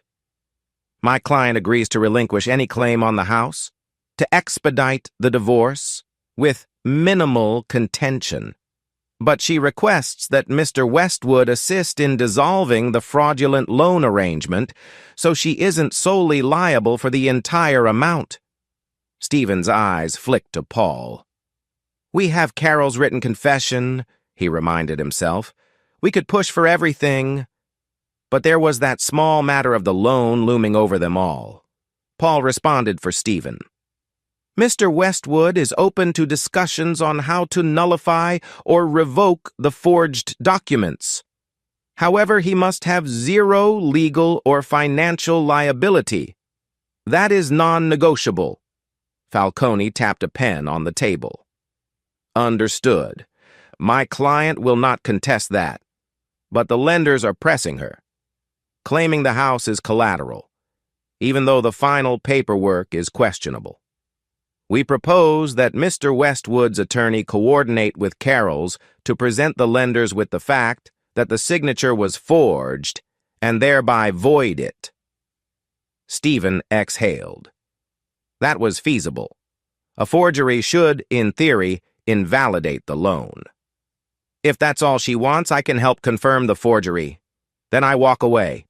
No debt, no further obligations. Falcone nodded. Yes, in return, she will formally sign away her interest in the marital home and any spousal support claims. This can wrap up quickly if we act fast. Paul exchanged a look with Stephen. This was exactly the outcome they wanted. Deal, said Stephen calmly. They shook hands, each side cautious but resigned. The biggest hurdle was whether the lenders would complicate matters or press criminal charges. Carol's confession might shield Stephen but put her at risk. She dug this hole, Stephen thought. Let her manage the fallout. That night, Stephen was finalizing some design documents in his home office when his phone rang a number he didn't recognize. He answered, heart pounding with the suspicion it could be a ransom call from Andrew's kidnappers. A low voice crackled on the line. "Mr. Westwood?" "Yes," Stephen said, gripping the phone. "Got your number from Andrew's phone. If you want him to stay alive, maybe you can pay us what he owes. Otherwise, we drop him off somewhere, piece by piece. Clear?" Stephen's stomach lurched. "I have nothing to do with Andrew's debts. That's between you and him." An ominous chuckle echoed. "He says you have money. He says you hate him, but you might pay to see him suffer. Or maybe you want him out of your life for good. Which is it?" Stephen's mind reeled. The idea that Andrew suggested he might pay for some twisted revenge or rescue was insane. "I'm not paying a dime," he snapped. "And if you hurt him, that's on you." Another chuckle. "Think about it. We'll call again tomorrow. If we don't get a good offer, we might just find your wife next. Or ex-wife. She's easy enough to track." The line went dead. For a moment, Stephen's composure shattered. Threatening Carol now? He slumped in his chair, fury sparking behind his eyes. Andrew had told them about Stephen's wealth, or worse, he might have implied Stephen would pay to keep Carol safe. This was madness. Stephen realized if these criminals turned their sights on Carol, she could be in grave danger. Should I warn her? The thought stung. She was responsible for so much damage. Yet letting her be abducted or harmed was unthinkable. The better course might be to alert the police, but that could draw him into a messy criminal investigation. Stephen dialed P.I. Stephanie Clark, voice shaking as he relayed the call's gist. She recommended contacting the authorities immediately, providing them with the time and details. They might protect Carol or at least watch her. "It's your best bet," Stephanie insisted. Nodding, Stephen ended the call. Then he reported the threat to the local police, giving them the unknown number and describing the kidnapper's demands. The officer on duty sounded concerned, promising to have a detective follow up. I can't believe it's come to this, Stephen thought. The next morning, another call came, this time from Miguel Perez. Stephen picked up, tension thrumming. "So your gambler pal got himself kidnapped," Miguel said, tone almost amused. "Now you see why I wanted your help finding him. That crew that took him? They're less patient than I am." Stephen grimaced. "They called me last night, demanding money. I told them no." Miguel barked a low laugh. "They'll kill him if they don't get paid. Then maybe come after Carol. Then maybe you." Stephen's voice was cold. "I'm no stranger to their threats, but I'm not paying Andrew's debts." A pause crackled over the line. "We can make a deal, Westwood. You pay me half of what Andrew owes, call it a finder's fee. I'll get my guys to intercept him. I know how to handle these scum. Then you get Andrew out. Get him to sign any statement you need for your divorce or legal stuff. Or watch him die. Your choice. That's my offer." Stephen's breath caught. If Andrew was rescued by Miguel, it might allow Stephen to force Andrew to testify about the forgery scheme, fully clearing Stephen's name. Then he'd have the entire truth pinned on Andrew and Carol's shoulders. "But it means paying off a criminal," a voice inside reminded him. "That's a slippery slope." His mind raced. The police route was slow. Andrew might not survive. If Andrew died, it would end the personal threat, but also remove the possibility of additional evidence that could help Stephen. On the other hand, dealing with Miguel was morally wrong and possibly illegal. Stephen clenched his jaw. "I'll think about it. I'm not promising anything." Miguel gave a mocking sigh. "Clock's ticking, Westwood. If Andrew gets carved up before you decide, it's on you."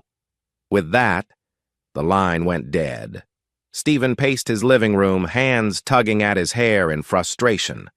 If he helped rescue Andrew, he'd be aiding a criminal enterprise. If he did nothing, Andrew might die. Carol might end up in danger as well, and the kidnappers could shift to extorting him. Moments later, the phone rang yet again, this time, from the official detective assigned to Andrew's kidnapping. Detective Paul Shepard introduced himself, explaining they traced the call from the kidnappers to a burner phone. "Anything else you can give us, Mr. Westwood? We suspect Andrew was taken by a small ring connected to organized crime. If you do have any clue about a man named Miguel Perez, we'd like to hear it." Stephen froze. He recalled that Miguel was also a criminal moneylender. If the police connected them, they might question Stephen's involvement, especially if they found out he'd considered dealing with Miguel. He weighed the risk, then carefully said, "I only know Andrew was in debt to a loan shark. I don't know the details," Shepard pressed. "If you learn more, call me. Andrew's life could be at stake." Stephen agreed, voice tight. After hanging up, he stared at the detective's card on the table. The lines between law, personal revenge, and criminal dealings were blurring fast. "I have to move carefully or risk being implicated." That evening, the kidnappers called again. Stephen's heart pounded as he answered. A harsh voice snarled. "Last chance, 50 grand, then we let Andrew go. If you don't pay, we chop him up. Simple." Stephen's mind flashed to the sum. He had that in liquid assets, but paying criminals was risky. He played for time. "I don't have that much on hand. Give me a day." A bitter laugh. "You have half a day. Call us back at this number by midnight, or he's dead." They hung up. Stephen collapsed into a chair, mind swirling. He had no intention of capitulating to these criminals, but ignoring them might push them to kill Andrew and possibly target Carol or even him next. Meanwhile, Miguel offered a potential rescue but demanded a payment that was only marginally less. And if Stephen paid Miguel, he'd be on the hook for abetting a possible violent rescue operation. The police are too slow, he thought. Andrew might not survive until they track the kidnappers. A wave of guilt twisted his stomach. Though Andrew had betrayed him, did he deserve a brutal death? He also considered that if Andrew died, it might simplify Stephen's personal revenge on Carol, but it would leave him with fewer ways to prove the full extent of Carol's wrongdoing if the court demanded Andrew's testimony or corroboration.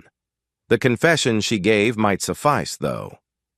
"Am I that cold-blooded?"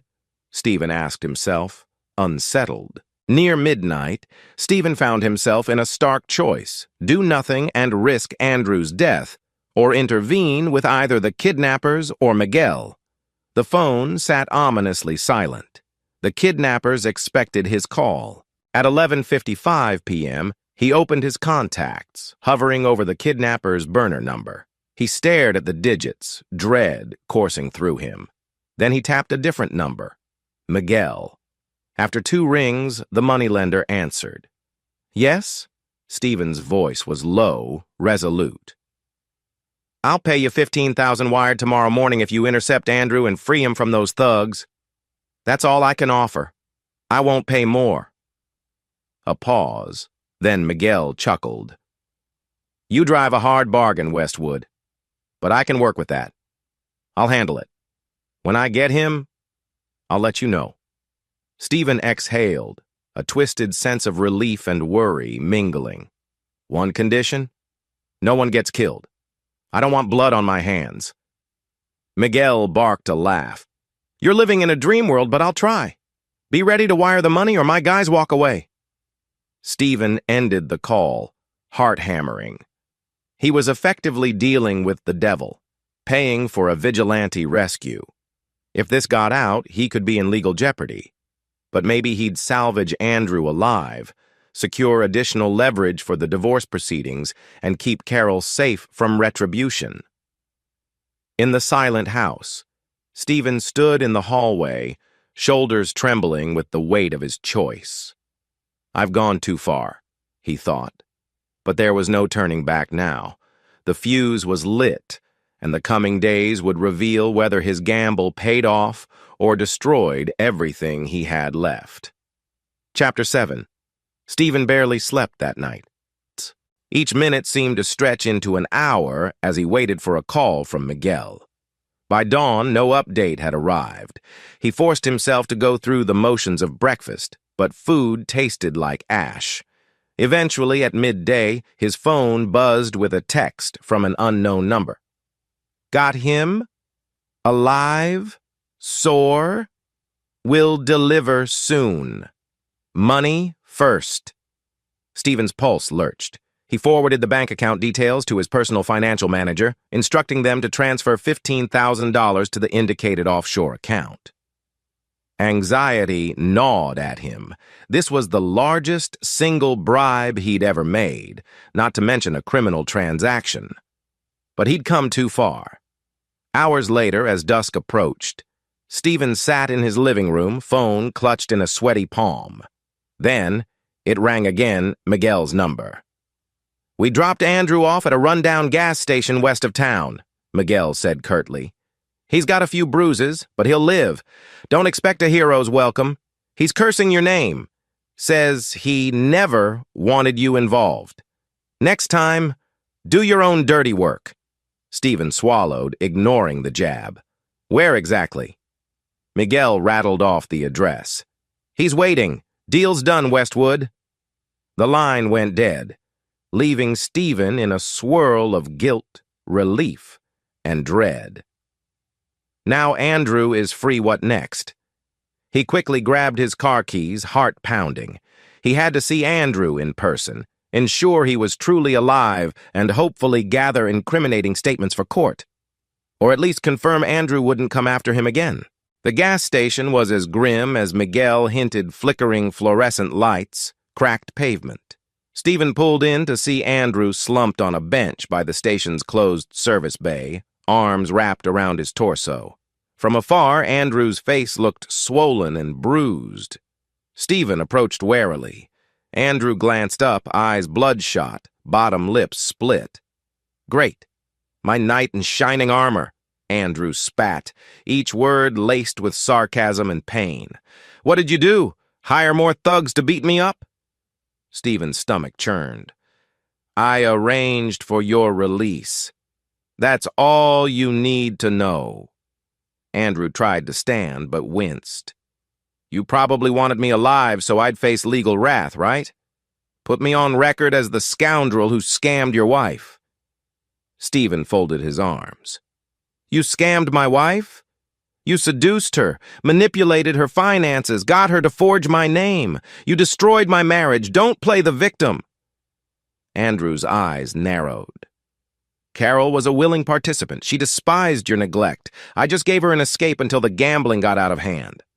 Stephen locked onto Andrew's gaze. Let's settle one thing. If the police come after you for the forgery, I expect you to tell the truth. That I had no part in it. Andrew barked a laugh, which devolved into a pained cough. You want me to exonerate you? Give me one reason. Stephen ground his teeth. I just saved your life. Andrew's expression twisted. Don't pretend you did this for me. You want me alive so you can bury Carol in court. Congratulations. But that doesn't mean I'll play along. Tension ratcheted higher. Stephen realized Andrew might not cooperate.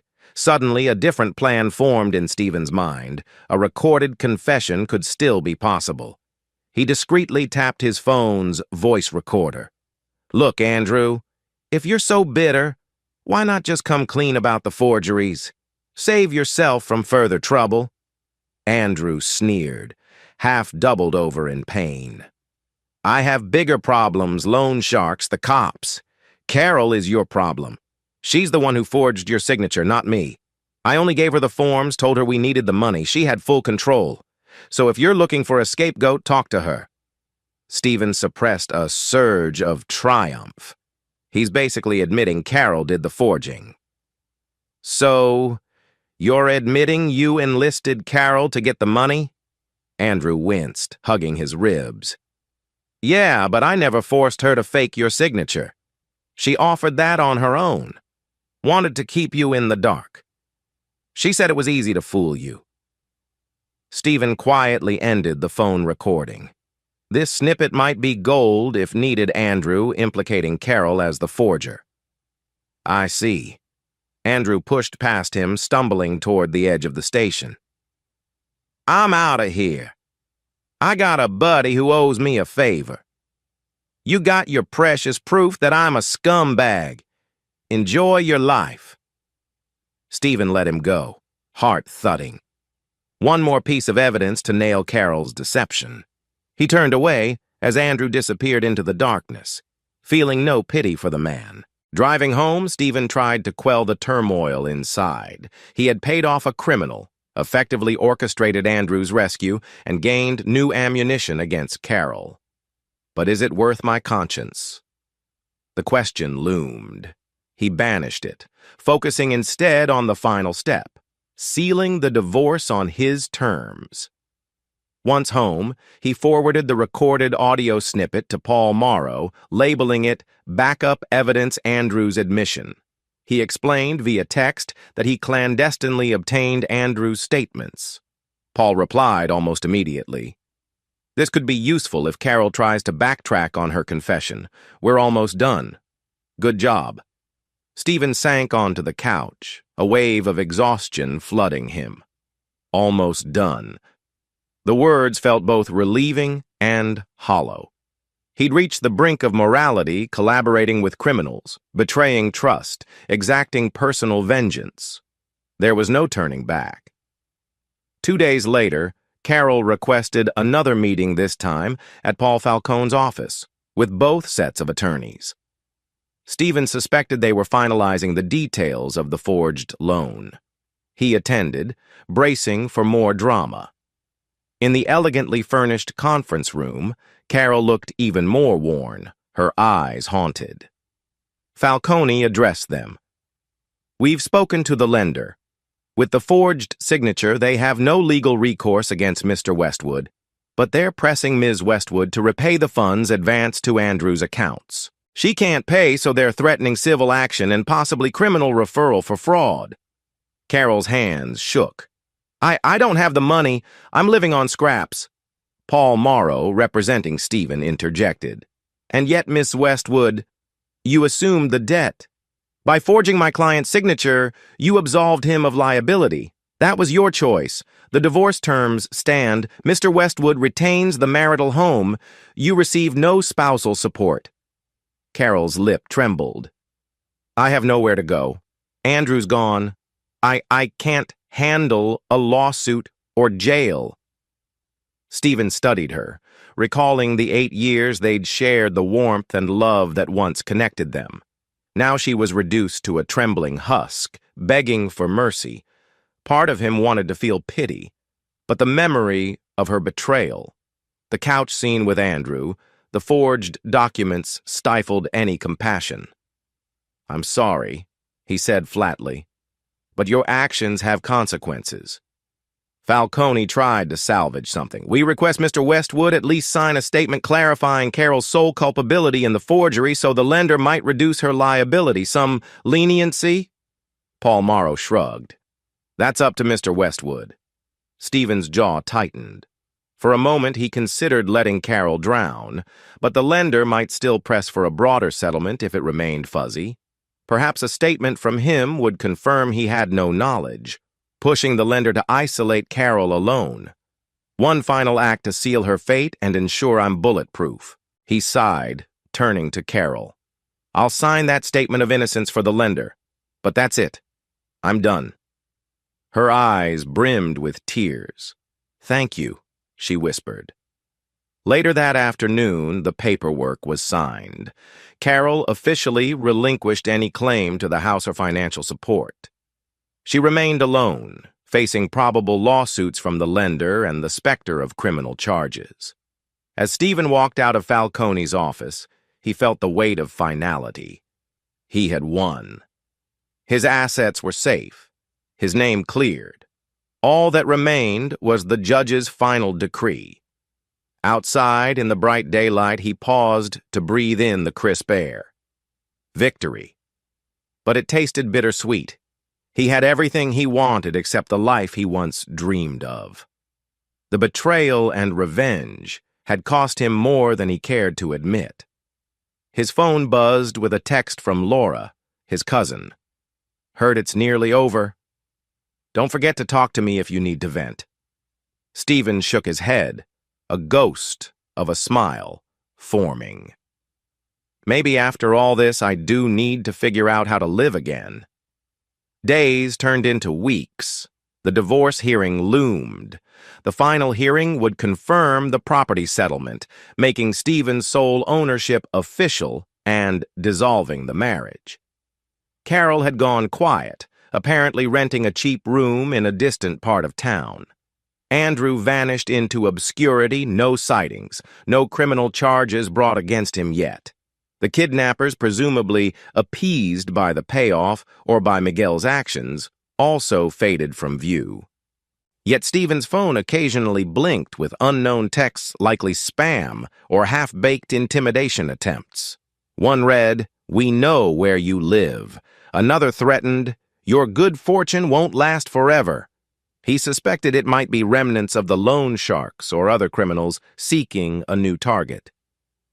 Each time, he forwarded them to Detective Shepard. Stephanie Clark updated him that the police had made no arrests. Andrew was nowhere to be found, which hindered their kidnapping investigation. Carol was interviewed multiple times, but claimed ignorance. The tension lingered like a faint stench no one could fully eradicate. On a clear Friday morning, Stephen stood outside the courthouse for the final divorce hearing. Paul Morrow straightened his tie. "Today should be straightforward.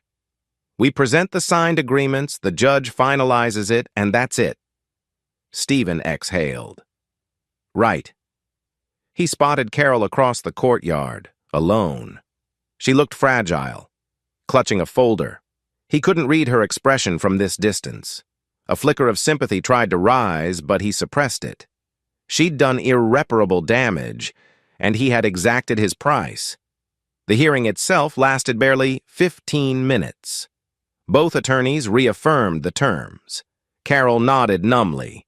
The judge asked if each party understood and consented. Stephen said yes with firm clarity. Carol, voice subdued, agreed. With a final strike of the gavel, the judge declared the marriage dissolved and approved the settlement. Stephen stepped outside, a free man, the victor in a bitter war. The sunlight felt too bright. He stood on the courthouse steps, scanning the horizon. So this is it. The sense of triumph mingled with an odd hollowness. Everything he'd done meticulously gathered evidence, orchestrated payoffs, had led to this. Yet it offered no real comfort, only a cold sense of relief. Behind him, Carol emerged, eyes distant. She paused as if wanting to say something, but Stephen gave her a curt nod and walked away. He felt no desire to speak. We're strangers now. Stephen drove home, wanting only to bury himself in work or lose himself in a quiet evening. But fate intervened. As he pulled into his driveway, a police cruiser waited. Detective Shepard approached, face grim. "Afternoon, Mr. Westwood," Shepard said, removing his hat. "We've found Andrew, or rather, we found a body that matches his description, outside the city. We need you to come with us to confirm if you can identify him." A cold wave slammed into Stephen's chest. "Dead? Are you sure it's Andrew?" Shepard nodded. "ID was on him, though the body is in rough shape. We'd like someone who knows him to confirm. Carol's not picking up her phone." Stephen's heart pounded. This must be the criminal's final act or some other revenge. He forced a controlled expression. "I'll go with you." The detective indicated he could follow the cruiser to the morgue. Numbly, Stephen locked his car and climbed into the driver's seat again, mind swirling. Andrew is dead. The man I paid to rescue ended up killed anyway. Guilt and dread churned together. In the sterile, fluorescent-lit corridor of the city morgue, a medical examiner lifted a sheet covering a battered body on a metal slab. Stephen braced himself. The face was bruised and mutilated, but the hair color, approximate features, and a distinctive tattoo on the shoulder matched Andrew's. Stephen swallowed hard, forcing himself to nod. "That's him," he managed, voice hollow. Shepard cleared his throat. "Thank you. We suspect a homicide, possibly a revenge killing. We'd like you to answer a few questions. Did you have any last contact with him?" Stephen's mind reeled. He recalled the gas station meeting, the payoffs to Miguel. If they dig too deeply, I'm implicated. He took a calm breath, replying. "He called me about 2 weeks ago, said he was in trouble. We arranged to talk, but it never happened." A partial truth. Shepard eyed him, scribbling notes. "We might be in touch again. If you recall anything else, call me." Stephen nodded, stomach twisting. By the time Stephen returned home, night had fallen. The quiet house offered no solace. Andrew's death marks the final end to the betrayal fiasco. He felt unexpectedly shaken.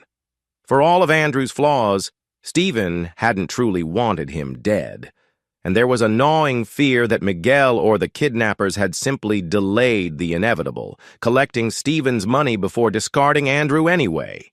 His phone vibrated. Stephanie Clark. He picked up. She spoke softly. "I heard. They found Andrew's body."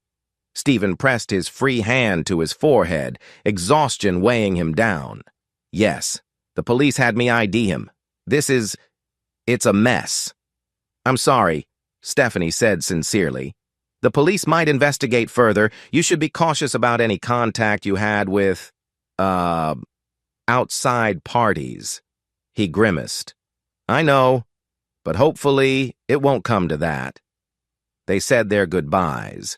Stephen ended the call, leaning back against the wall, letting out a shaky breath. "I have to keep everything under wraps." If the police discovered the $15,000 transfer or traced it to Miguel, Stephen's complicity might invite charges. Another wave of guilt. I only wanted closure, not murder. In the following days, Stephen slipped back into a semblance of normal life. The divorce was final. Carol was a memory. The clients who'd been skittish about his personal issues began returning, reassured by the stability of Westwood and Associates. Colleagues congratulated him on navigating the messy divorce. None of them knew the darker details. He received a single text from Carol. "I heard about Andrew. I guess this is the end for us all. I'm sorry." Stephen didn't respond. He felt no need. Their chapter was closed. Yet at night, sometimes he woke from dreams of Andrew's battered face, or of standing in that empty living room catching Carol in Betrayal. The sense of hollow victory haunted him. Revenge is done, but the scars remain. One evening, a final message arrived from Miguel's unknown number. "Consider us even. Next time, choose your associates wisely." Stephen stared at the screen in silence. He's right, he thought bitterly. But I had little choice. He deleted the message, wishing he could erase the entire ordeal from his memory. Chapter 8. A month drifted by in relative calm. Andrew's death caused a brief flurry of police activity, but no concrete leads emerged on who murdered him. Carol, interviewed repeatedly, insisted she knew nothing. Stephen, questioned only once more, provided minimal statements. The detective eventually concluded Andrew's ties to organized crime likely led to his demise. Meanwhile, Carol faced legal actions from the lender for the fraudulent loan. Whether she'd face criminal charges remained unclear. Her attorney Falcone tried to negotiate a settlement, but the lender refused leniency. Stephen heard rumors she might file for bankruptcy. He wasn't certain if she'd end up behind bars. He felt no urge to pry. We're strangers now, indeed. Westwood and Associates thrived, especially after an announcement that they landed a lucrative city contract. Stephen threw himself into design work, determined to bury the past in a flurry of professional success. Sometimes he caught himself reflecting that once he'd dreamed of celebrating achievements with Carol by his side. Now he celebrated alone, or with colleagues who only knew part of his story. Late one Friday afternoon, Stephen decided to take a walk by the riverfront, a site where his new project was launching. The water shimmered under the descending sun. It reminded him of simpler times, a memory of when Carol used to stroll hand in hand with him. That recollection no longer stung quite as much, replaced by a dull ache. He paused on a footbridge, the murmur of water beneath. Then he spotted someone on the far side, Carol. She stood by the railing, gazing out at the horizon. Her posture was frail, as though she might collapse under the weight of her regrets. Stephen hesitated. He considered turning around, avoiding her. But something compelled him forward. Step by step, he approached until he stood a few feet away. She turned, eyes widening slightly. "Stephen," she said quietly. "I didn't expect—" He nodded. "Same here." A beat of silence passed, filled only by the gentle rush of water. She lowered her gaze. I'm moving away in a few days. Trying to find a fresh start. The lenders are relentless. My attorney says bankruptcy is likely. I just wanted to come here one last time." Stephen looked at the water. "I understand." Carol swallowed. "I know I apologized before, but let me say it again. I ruined everything. You didn't deserve any of it." A swirl of conflicting emotions rose in Stephen. "Thank you," he said softly. He didn't say it was okay. It wasn't. But maybe acknowledging her remorse was enough. She blinked, tears threatening. "I just want you to be happy. I know that's the last thing you probably care about coming from me, but still." Stephen exhaled, tension slowly unwinding. "What's done is done. We can't go back." She nodded, mouth quivering. "Take care." He let her walk away. He didn't offer an embrace. He didn't utter words of comfort. But in that fleeting exchange, some ghost of anger lifted from his chest. He realized that while revenge had been necessary, continuing to hate her would be a chain around his own neck. "I won," he reminded himself. "It's time to move on." The weekend arrived with mild weather. Stephen spent Saturday morning cleaning the house, his house now. As he sorted through closets, he found traces of Carol, an old jacket, a box of photos from happier times. He considered throwing them out, but ended up placing them in a sealed bin. Maybe one day I'll look back with less bitterness. By midday, the doorbell rang. Stephanie from the office had dropped by with updates on the Henderson project. She brought coffee and pastries, a friendly gesture. They chatted about blueprint revisions and scheduling. Then the conversation drifted to personal territory. "You seem different," Stephanie observed gently. "Less tense than before." Stephen managed a small smile. "The divorce is final. Andrew is well out of the picture. I guess I'm trying to move forward." She nodded. "I'm glad. You deserve peace after everything." For the first time in weeks, Stephen felt a warmth that wasn't overshadowed by betrayal or revenge. Perhaps life held a promise of normalcy again. Not long after, Stephen received official word that the final property deed had been filed, removing Carol's name completely. He stared at the document, a swirl of relief and sorrow. This place is all mine. The last vestige of their marriage was erased. He poured himself a small glass of whiskey, raising it in a silent toast to an uncertain future. The next day, he met with Paul Morrow one last time to settle any outstanding legal bills. Paul extended his hand. Congrats, Stephen. You walked away with what you built, minus a few emotional scars. I'm sure. Stephen shook it, offering a faint laugh. Yeah, thanks for steering me through it. Paul nodded. Sometimes the cost of justice is more than money, though. Make sure you find a way to heal, friend. Stephen appreciated the sincere advice. I'll do my best. One evening, after finalizing another successful client project, Stephen found himself alone in the living room. The once marital home felt emptier than ever. Instead of pushing away memories, he let them come.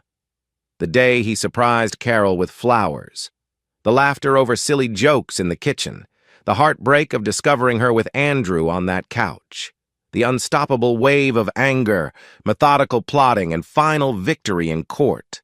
He realized that though he had won, there was no pure triumph. He had become someone colder and more calculating. He'd entangled himself briefly with criminals. He carried guilt over Andrew's death even if he hadn't directly caused it. The sum of his experiences had changed him forever. Yet, a ray of acceptance flickered inside. I survived. I protected what was mine. Now, I have the chance to rebuild. He rose from the couch, walking through the quiet rooms. This was no longer a house haunted by betrayal, but the place where he could craft a new beginning. Weeks turned into months. Stephen immersed himself in work, forging new partnerships. Westwood and Associates expanded, bringing fresh talent on board. Gradually, the rumors about his personal life faded. Clients recognized him again as a consummate professional. Carol vanished from River Grove's social circles. Rumor said she relocated out of state. Whether the lender or the authorities caught up with her remained uncertain. Stephen heard murmurs that she might be on probation after negotiating a plea for the forgery, but the details were sketchy. He didn't pry. She's out of my life. Stephanie Clark, the private investigator, dropped a final note. Police closed Andrew's case without naming suspects. They chalked it up to gang violence. I guess that's that. Stephen felt relief, tempered by guilt. He thanked her for everything, paying her final invoice in full. Miguel Perez never contacted Stephen again, aside from that last cryptic message. The city's underbelly churned on, far from Stephen's day-to-day life. He hoped never to deal with such figures again.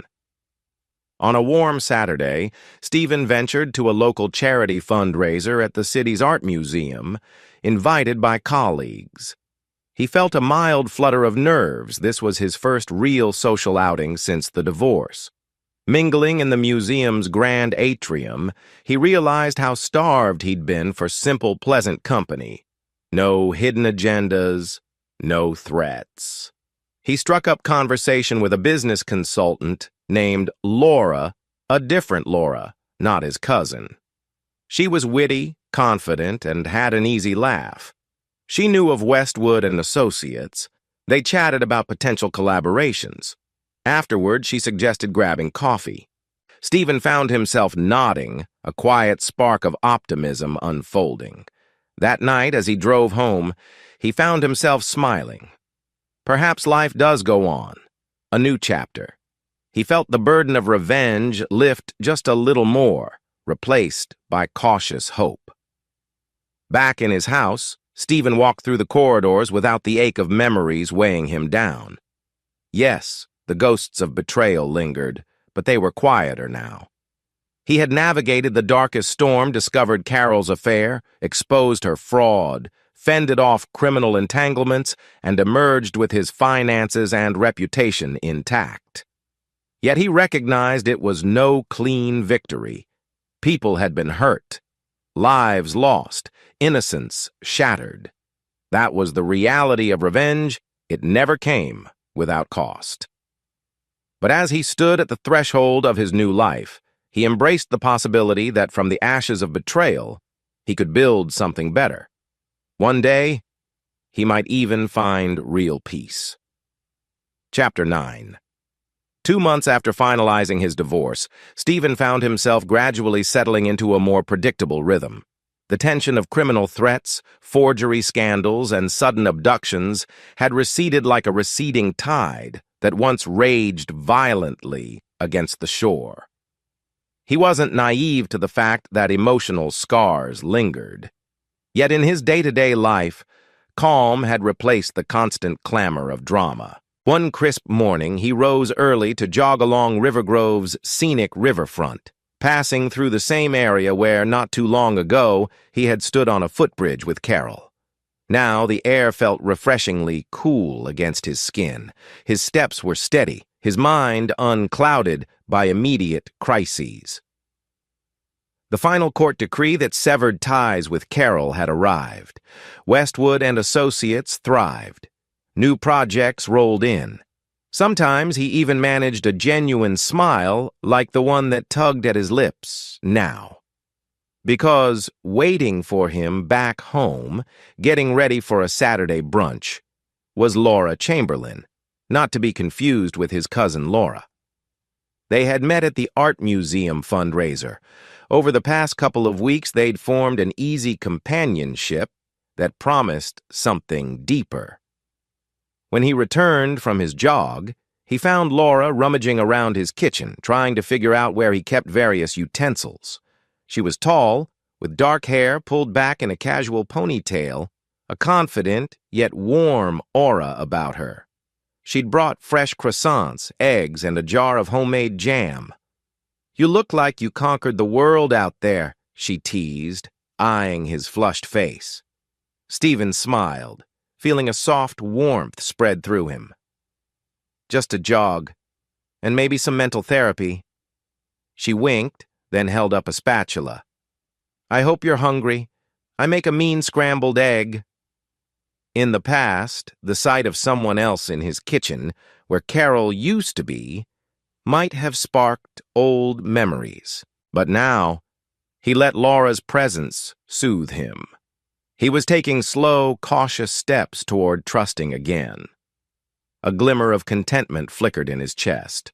Over brunch, they spoke of mundane topics, her consulting work, his firm's expansions, local news about a new amphitheater. He found himself grateful for the normalcy.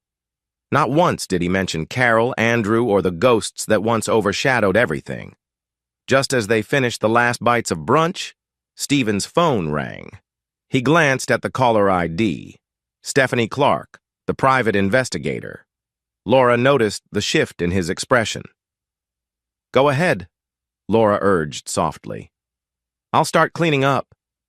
Stephen rose from the table, stepping into the living room. "Stephanie?" he greeted. Her voice, usually crisp, trembled slightly. "Stephen, sorry to bother you. I know you wanted to close that chapter, but something's come up." His heart gave a tiny lurch. "Go on." "There's a rumor floating among some local PIs and an attorney friend of mine that a man connected to Andrew's case, someone from out of state, has started poking around, asking questions about Andrew's last known associates. Your name popped up." Stephen's mouth went dry. "Any idea who he is?" Stephanie hesitated. "He calls himself Gerald White. Might be a relative of Andrew's or an old associate. We're not sure, but he's making inquiries about the kidnapping, Andrew's subsequent death, and any involvement from you, Carol, or a man named Miguel Perez." A wave of unease rolled through Stephen. Hadn't the police effectively closed Andrew's murder as gang violence? He'd hoped that would remain buried. Why would this Gerald White be asking now? He asked quietly. Could be revenge. Or maybe he thinks there's money to be collected. Hard to say. If you want, I can keep tabs discreetly. Stephen closed his eyes for a moment, recalling the moral murk he'd waded into. Paying off a moneylender, facilitating Andrew's rescue, then witnessing Andrew's violent end anyway. If Gerald White believed Stephen had a role in Andrew's death, it could reignite a dangerous conflict. "Yes," he told Stephanie, "keep me posted, and let me know if you uncover specifics." He ended the call, trying to compose himself before returning to Laura. Just when life seems normal. Returning to the kitchen, Stephen forced a mild grin. Laura was finishing up the dishes, humming a tune.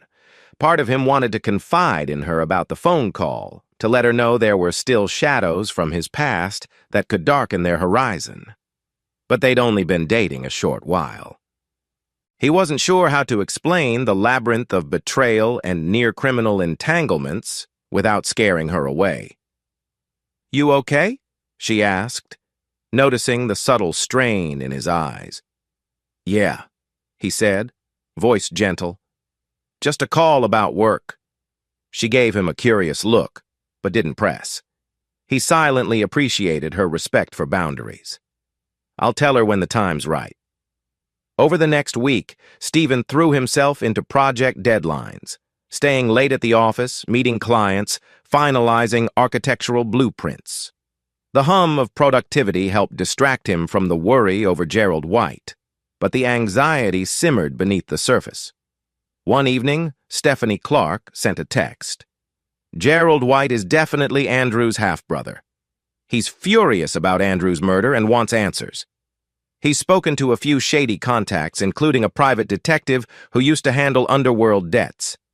He may approach you soon." Stephen's breath hitched. He remembered Andrew had never mentioned siblings.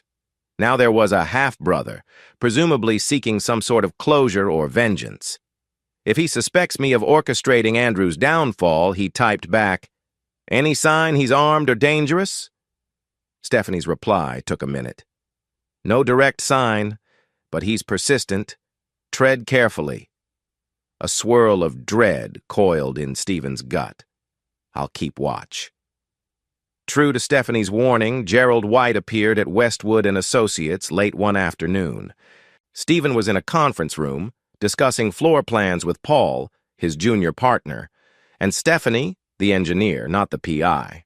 A knock on the glass door made them all glance up. The receptionist escorted in a tall, wiry man with ash-blonde hair and a steely gaze. He wore a cheap suit, the tie slightly askew. His face held a hard edge that suggested he wasn't here for pleasant business. "Mr. Westwood?" the man asked, voice tight. Stephen stood, heart pounding. "Yes. May I help you?" "I'm Gerald White, Andrew Winston's brother." The air seemed to chill. Paul and Stephanie exchanged wary looks. "I'll handle this," Stephen muttered, nodding to them. "Gerald, let's talk in my office." Stephen led him down the hallway, palms growing clammy. Once inside the relative privacy of his corner office, Gerald surveyed the sleek furnishings and the wall of architectural awards. His lip curled in faint contempt, as though he resented Stephen's success. Gerald spoke first, voice taut with emotion. "You know my brother died violently. The police consider it gang-related. But I've heard rumors that you were involved, that you might have paid someone to intervene the night he was kidnapped." Stephen's jaw tightened. He chose his words carefully. "I had no part in Andrew's death. The police concluded criminals he owed money to turned on him." Gerald narrowed his eyes. "My brother told me once he was messing with a married woman for her money. Then something about the husband, someone with deep pockets. I suspect that was you. He said you hated him enough to see him hurt. Did you?" Stephen fought the churn in his gut. "Andrew tore my marriage apart. I won't deny I was furious, but I never wanted him dead." Gerald's gaze smoldered. "You claim innocence, but rumors say you have connections some loan shark named Miguel. Enough money to buy a rescue that ended up killing Andrew. Strange how that lines up with the timeline of his abduction." A prickle of alarm shot through Stephen. He swallowed. "Those are baseless accusations. If you have evidence, show it. Otherwise, I have nothing else to say." Gerald took a step closer, fists trembling. "I loved my brother despite his flaws. I intend to find who orchestrated his end. If it's you, I'll make sure the law or my own hands bring you down. Stephen steadied himself. I must not let fear dictate my response. I'm sorry for your loss, but I have no involvement. Now, if you'll excuse me, I have a business to run. Gerald stared him down, eyes flickering with barely controlled rage. Finally, he let out a derisive snort, spun on his heel, and stormed out. Stephen exhaled shakily, realizing his carefully reconstructed piece might be on the verge of implosion once more. After Gerald departed, Paul, the junior partner, stuck his head in, concern etched on his face. Everything okay, boss? That man looked hostile. Stephen nodded slowly. He's Andrew's half-brother. Convinced I'm behind Andrew's death. He has no proof, but he's poking around. Paul grimaced. Should we be worried about any fallout?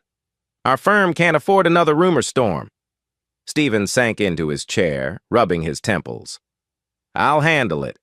Just keep things running smoothly. When the office emptied for the evening, Stephen remained, eyes locked on the city lights outside the window. Gerald might not stop at confrontation. He could dig deeper, push for a legal inquest, or even resort to vigilante tactics. The tension pressed in, memories swirling. The hush-hush payment to Miguel, Andrew's final battered body. If Gerald found any link, everything could unravel. I need to brace for the worst again. Chapter 10. That night, Stephen drove home under the weight of renewed anxiety. He replayed Gerald's threats in his mind. This time, there was no Carol to stand by Andrew's side, no kidnappers looming in the background, just a relentless brother seeking answers. I can't let him ruin my life again. He walked into his quiet house, set his keys on the entry table, and saw an incoming call from Stephanie Clark, the PI. He answered, voice hushed. Yes? You had a visitor at your office, didn't you? She asked. Stephen's chest tightened. Yes, Gerald White. He basically accused me. Stephanie sighed.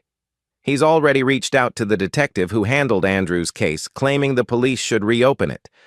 He's alleging you hired a crime outfit to orchestrate Andrew's death. Rage flickered in Stephen's eyes. He can allege whatever he wants. There's no proof. Stephanie hesitated. Stephen, if the detective does reopen the file, they might look into the money trail. You said you paid off Miguel, right? Stephen rubbed his forehead. Yes, 15 grand, but it was an offshore account. I'm not sure how easily they'd trace it. Even so, be cautious, she advised. If Gerald stirs trouble or tries to subpoena records, you could be implicated. The last thing you want is a formal investigation. After the call ended, Stephen collapsed onto his couch, head spinning.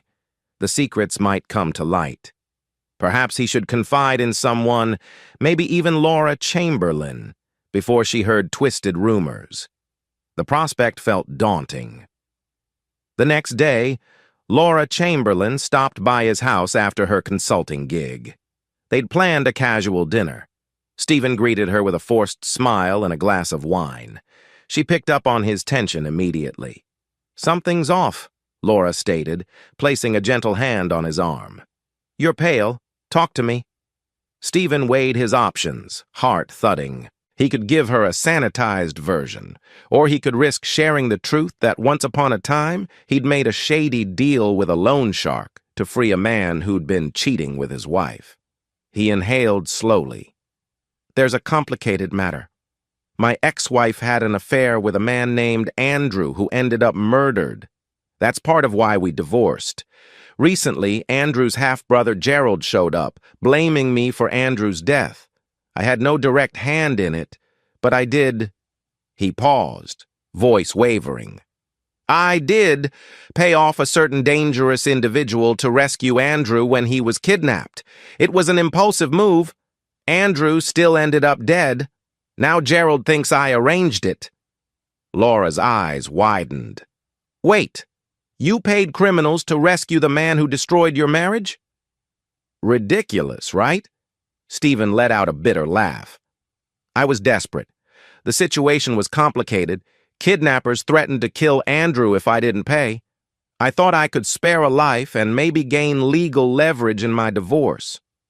But Andrew got killed anyway by the same underworld sharks or their associates. I don't know the details. Now I'm stuck with the possibility of being implicated if Gerald pushes this. Laura absorbed the information, her expression shifting between shock and empathy. Stephen, that's a lot. I'm sorry you had to go through such a tangled mess. She reached for his hand. Are the police investigating you now?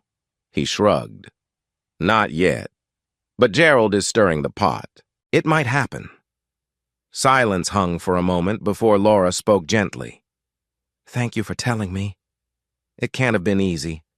Whatever happens, I'm here if you need support or someone to talk to. A lump formed in his throat. In that moment, he realized just how much he valued Laura's level-headed understanding.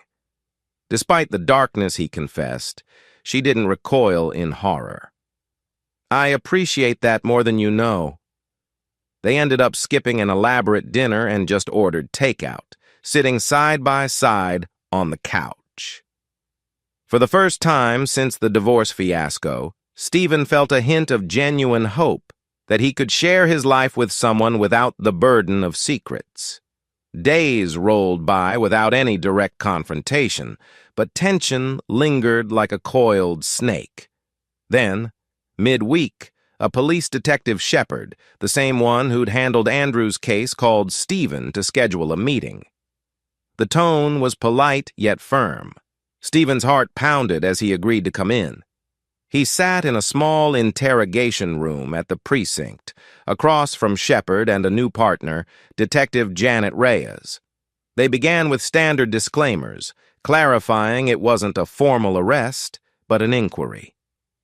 Shepard said, Gerald White presented claims you orchestrated Andrew's kidnapping and murder. We closed Andrew's file as gang-related, but we're verifying Mr. White's statements. Stephen kept his face neutral. I cooperated before, Detective. Andrew's murder was unrelated to me, and you found no evidence otherwise. Reyes chimed in, flipping through notes. Gerald insists there's a money trail that could implicate you. He says you paid off someone named Miguel Perez. Did you ever meet or pay a man by that name? Stephen forced a steady breath. I know who Miguel is. Andrew had gambling debts with him, but I never paid him for Andrew's murder. Reyes leaned forward. What about a rescue or hostage exchange?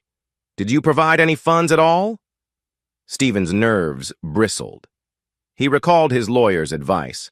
Never lie outright to law enforcement, but avoid self-incrimination. A partial truth might suffice. Andrew was kidnapped by criminals. He called me. He asked for money. I refused. Then, some time later, I heard Andrew was found dead. That's all I know. Shepard studied Stephen's face. Gerald claims otherwise. He says you had motive for revenge. Did you? Stephen met his gaze. I had motive to be angry, but not to kill. My marriage was ruined by Andrew's affair. I got divorced, but I didn't want him dead. After more questions and some legal tap dancing, the detectives seemed unconvinced, but lacked solid evidence. They finally let Stephen go with a caution to remain available for further inquiry. Outside the station, Stephen's hands shook. So Gerald is pushing the money angle. If the police dig deeper into offshore transfers, I'm in trouble. He hurried to his car, calling Paul Morrow, his divorce attorney, also well-versed in other legal matters. Paul answered, Stephen, calm down. If they have no direct proof, they can't charge you. Just keep quiet, and if they subpoena records, we'll challenge it. But be prepared for a fight. Stephen clenched his phone. Thanks. Let's hope it doesn't come to that. That evening, after returning home, Stephen's phone rang once more with a number he recognized. Miguel Perez. A jolt of adrenaline shot through him. Was Miguel calling to demand more money?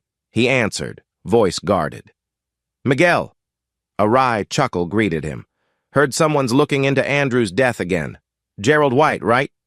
Stephen's stomach twisted. Word travels fast. Miguel's tone held an edge of amusement. This guy White is poking around my circles. People think he's trouble he's offering to pay for intel.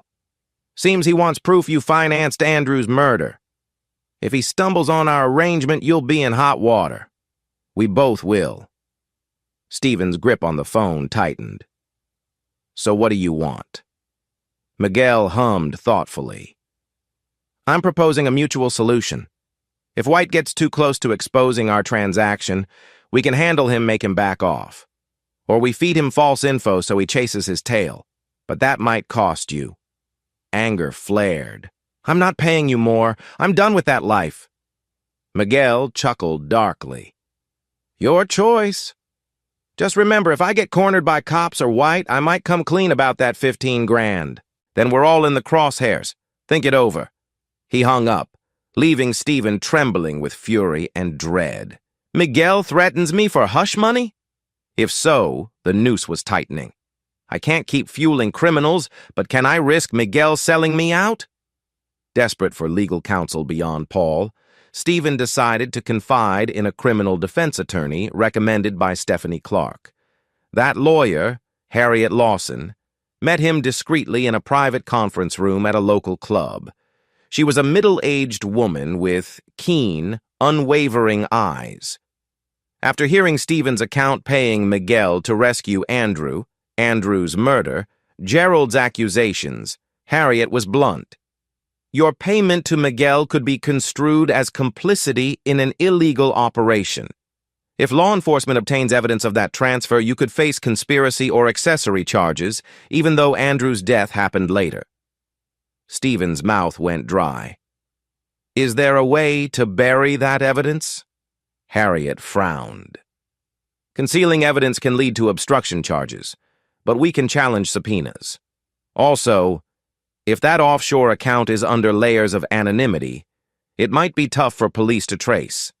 But you must not let Miguel blackmail you further. Any new payment just deepens the conspiracy trail. Stephen rubbed his temples. So what do I do about Gerald White's crusade? Harriet's eyes narrowed thoughtfully. We can gather affidavits, create an alternate narrative that you had no motive to kill Andrew, and build a defense. Also, if we can undermine Gerald's credibility, the police might dismiss him. But this is all a high-stakes gamble. With Harriet's advice, Stephen felt slightly more secure. Yet the coil of fear remained. I'm fighting a two-front war. Gerald seeking vengeance and Miguel threatening blackmail. At dawn the next day, Stephen found a note slipped under his front door. On a plain sheet of paper, typed words, You owe me. Pay $25K or I show your bank receipts to Gerald White and the cops. M. Stephen's blood ran cold. So, Miguel was moving fast. He wanted more money. Possibly he had actual proof of the original transaction. If Gerald or the detectives got it, Stephen's life would implode. He paced his living room, phone in hand, torn between calling Harriet or calling Miguel to refuse. Eventually, he dialed Harriet. She listened, then gave measured counsel. Do not pay. That's extortion. Immediately contact your PI friend. See if we can gather evidence of Miguel's blackmail attempts. If we can show the police he's threatening you, we can deflect some heat. But it's risky. Stephen's mind whirled. What if I pay him to buy time, or do I risk him handing everything to Gerald? Both options felt like quicksand. He texted Stephanie Clark. Need help? Being blackmailed by M possibly can lure him into revealing himself? Stephanie replied within minutes. We can try. This is dangerous. Let me set up a sting, or at least record incriminating communications. Later that night, Laura Chamberlain came over. She immediately sensed his distress. They sat in the living room, and Stephen confided about the extortion note. Tears welled in Laura's eyes as she realized the magnitude of danger he faced, but she laid a hand on his shoulder, unwavering. "You're not alone," she murmured. "We'll face this." A swell of gratitude and affection rose in Stephen. The temptation to run or pay and hide from the storm was strong, but with Laura's steady presence, he found a flicker of courage to fight back. He resolved not to let criminals or vengeful relatives corner him again. Rising from the couch, he murmured, "I need to handle this. Enough of letting fear dictate. I'll set a trap for Miguel, show the cops he's blackmailing me, not the other way around." Laura gripped his hand in quiet solidarity. "I believe you can do it. Just be safe." In that moment, Stephen felt a shift inside. No longer the battered, reactive man from months ago, he was forging a plan to stand firm against the last vestiges of Andrew's tragic legacy. "I will end this once and for all." Chapter 11. Within days, Stephen, Harriet Lawson, and P.I. Stephanie Clark devised a plan to expose Miguel's blackmail. Stephanie arranged to send a cryptic message to Miguel from an anonymous number, pretending to be Stephen's associate who wanted to handle the payoff discreetly. They hoped to lure Miguel into a controlled meeting, record him demanding blackmail money, and then use that evidence to shield Stephen if the police got involved. Stephen's nerves rattled as he awaited instructions. Harriet assured him that if they captured Miguel's extortion attempt on video or audio, it could weaken any claims that Stephen was behind Andrew's murder. But it's a gamble Miguel might realize it's a setup and retaliate. The tension escalated when Gerald White re-emerged, confronting Stephen in the parking garage of Westwood and Associates one evening. Stephen had just finished a late meeting and stepped toward his car when Gerald appeared behind a column. Gerald's eyes gleamed with hostility. "You're not off the hook. The cops are re-examining Andrew's phone records. If they prove you wired money to scumbags, you're done." Stephen's pulse thundered. "Stop harassing me. If you have evidence, give it to the police. Otherwise, I have nothing to say." Gerald sneered. "Oh, I will, and if the cops don't nail you, I'll find another way. My brother deserved better than to be sacrificed for your twisted vengeance." Stephen forced a steady tone. "He got himself killed by his own choices. I'm sorry you lost a brother, but you're barking up the wrong tree." Gerald jabbed a finger at Stephen's chest. "One way or another, the truth will come out." Then he stalked off, leaving Stephen's heart pounding. Enough. He inwardly steeled himself. The trap they were laying for Miguel needed to work soon, otherwise Gerald would keep pushing, and the police might circle back. The plan was set for a Thursday night in a deserted parking lot behind a closed nightclub. Stephanie Clark, using a burner phone, had coaxed Miguel into meeting Stephen's representative to collect the $25,000. The real aim, film and record the blackmail demand.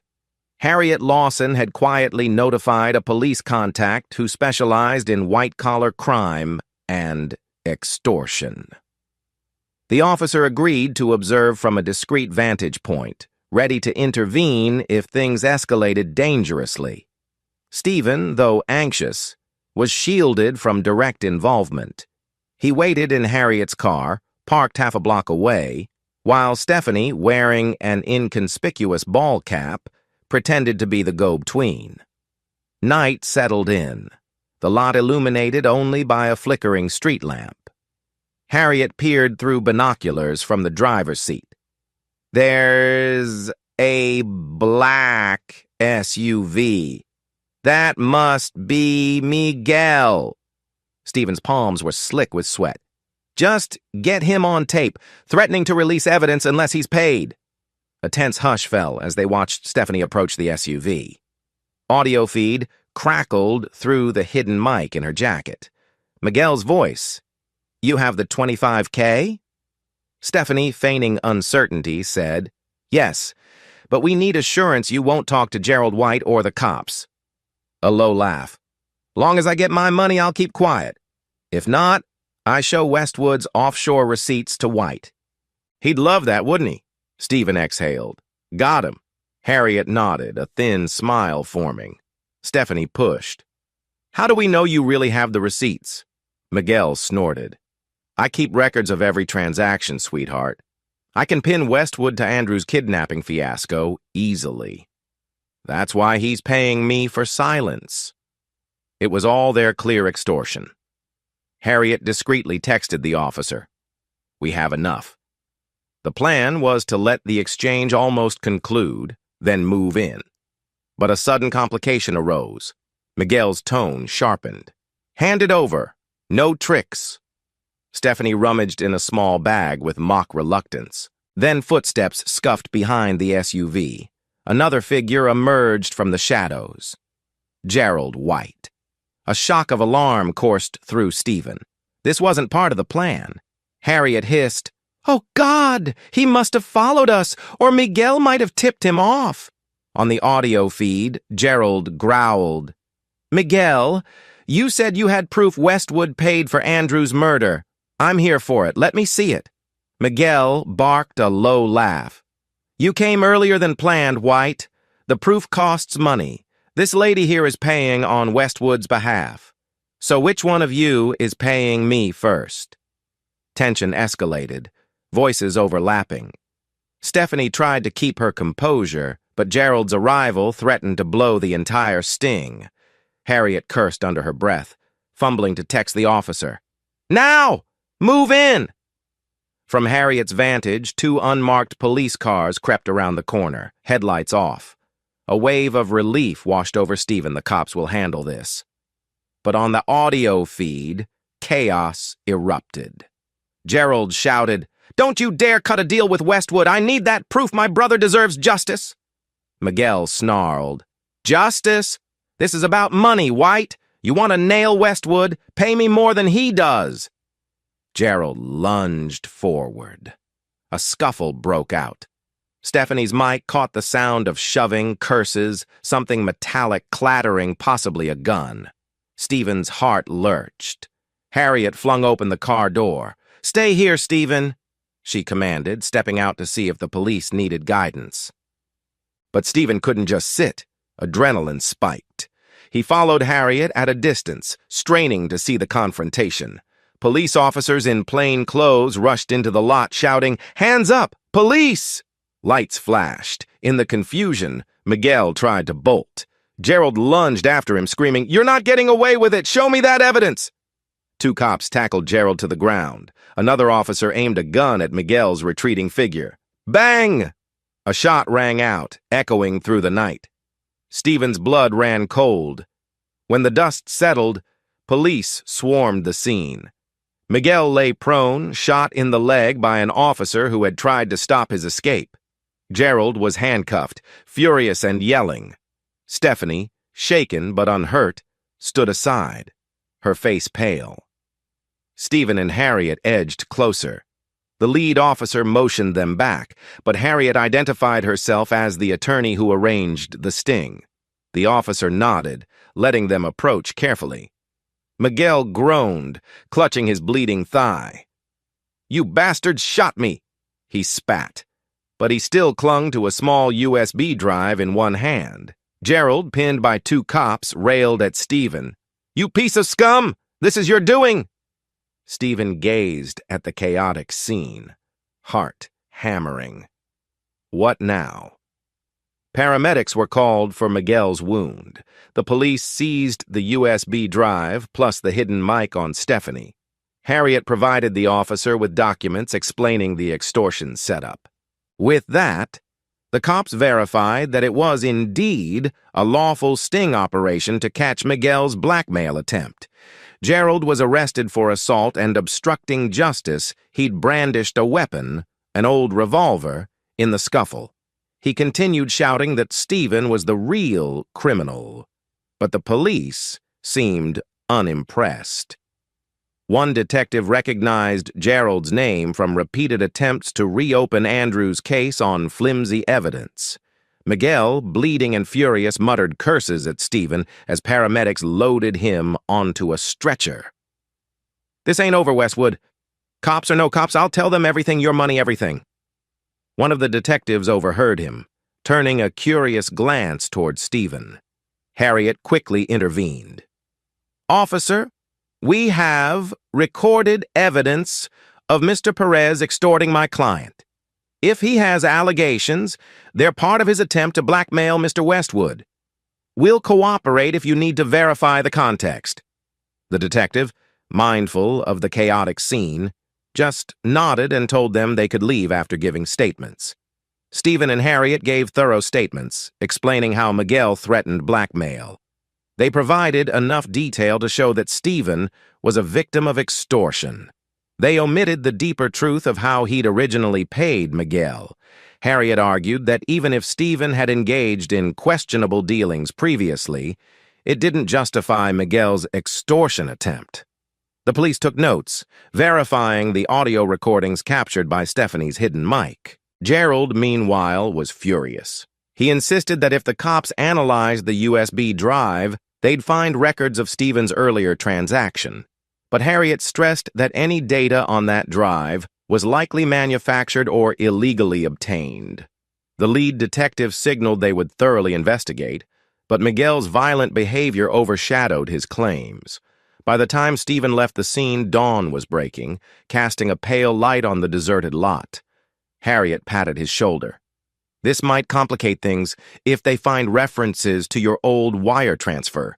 But you're in a better position now. Miguel's the aggressor. You're the target of extortion. We'll handle the fallout." Stephanie Clark, still visibly rattled, approached. "That got messy, but we have him on record, and Gerald's in custody." Stephen sighed, exhaustion sagging his limbs. "Let's hope the cops see the truth. Thank you both." As they parted ways, Stephen felt a swirl of relief and lingering anxiety. At least the immediate threat, Miguel's blackmail, was neutralized, but whether the police might still uncover the initial payment remained uncertain. He drove home, the early morning sun bright in the sky. Laura Chamberlain awaited him, worry etched on her features. He explained the night's events, how the sting turned violent but ended in Miguel's arrest. She hugged him tight. "You're safe now. That's what matters."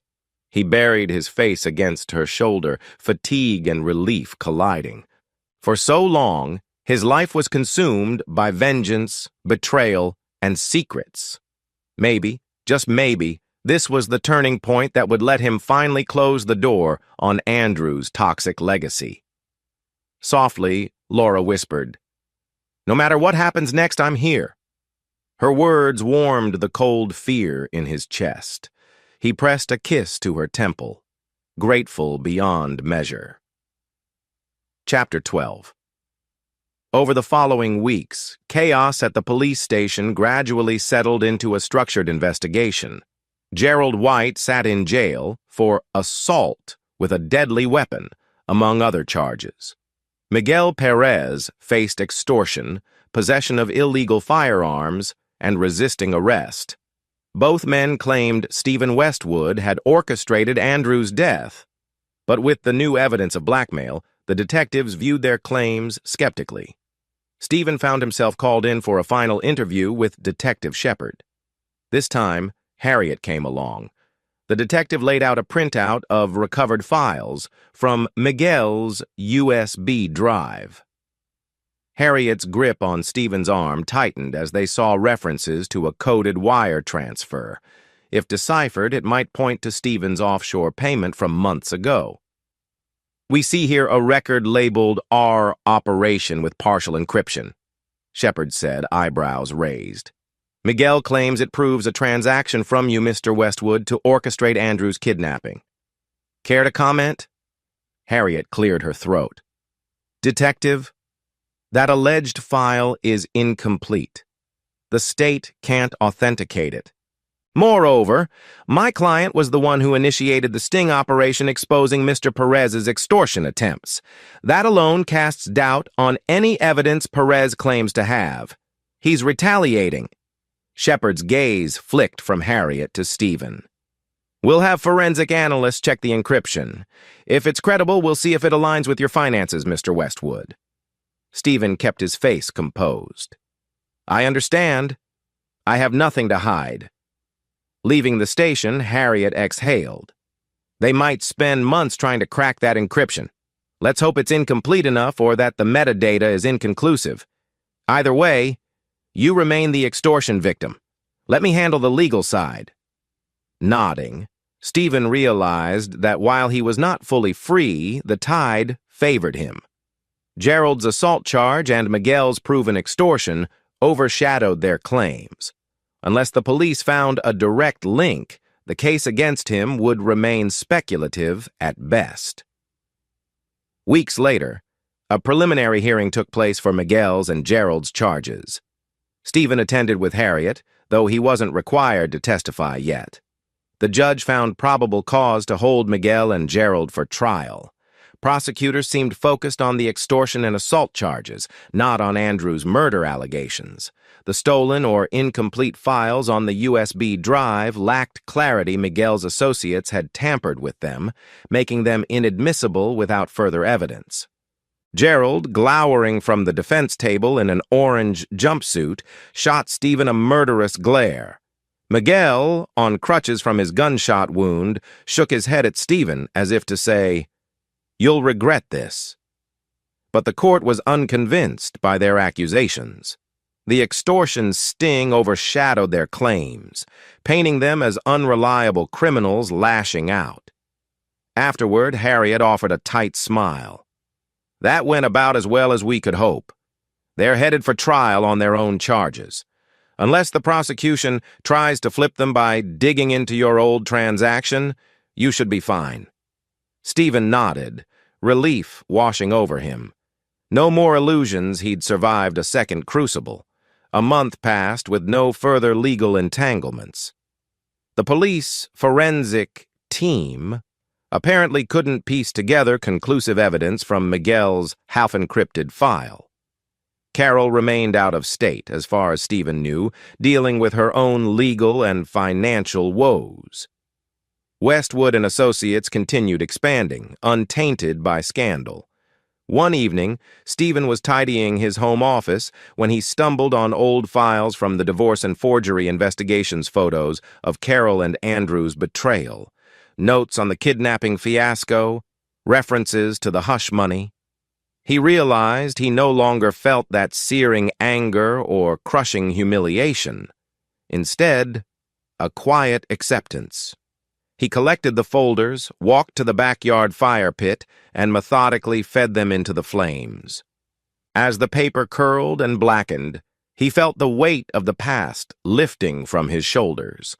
No more cheating wife, no more Andrew, no more blackmailers. The last echoes were turning to ash. On a bright Saturday morning, Stephen stood at the front steps of a new building, the Westwood Innovation Annex, a secondary office space for his firm.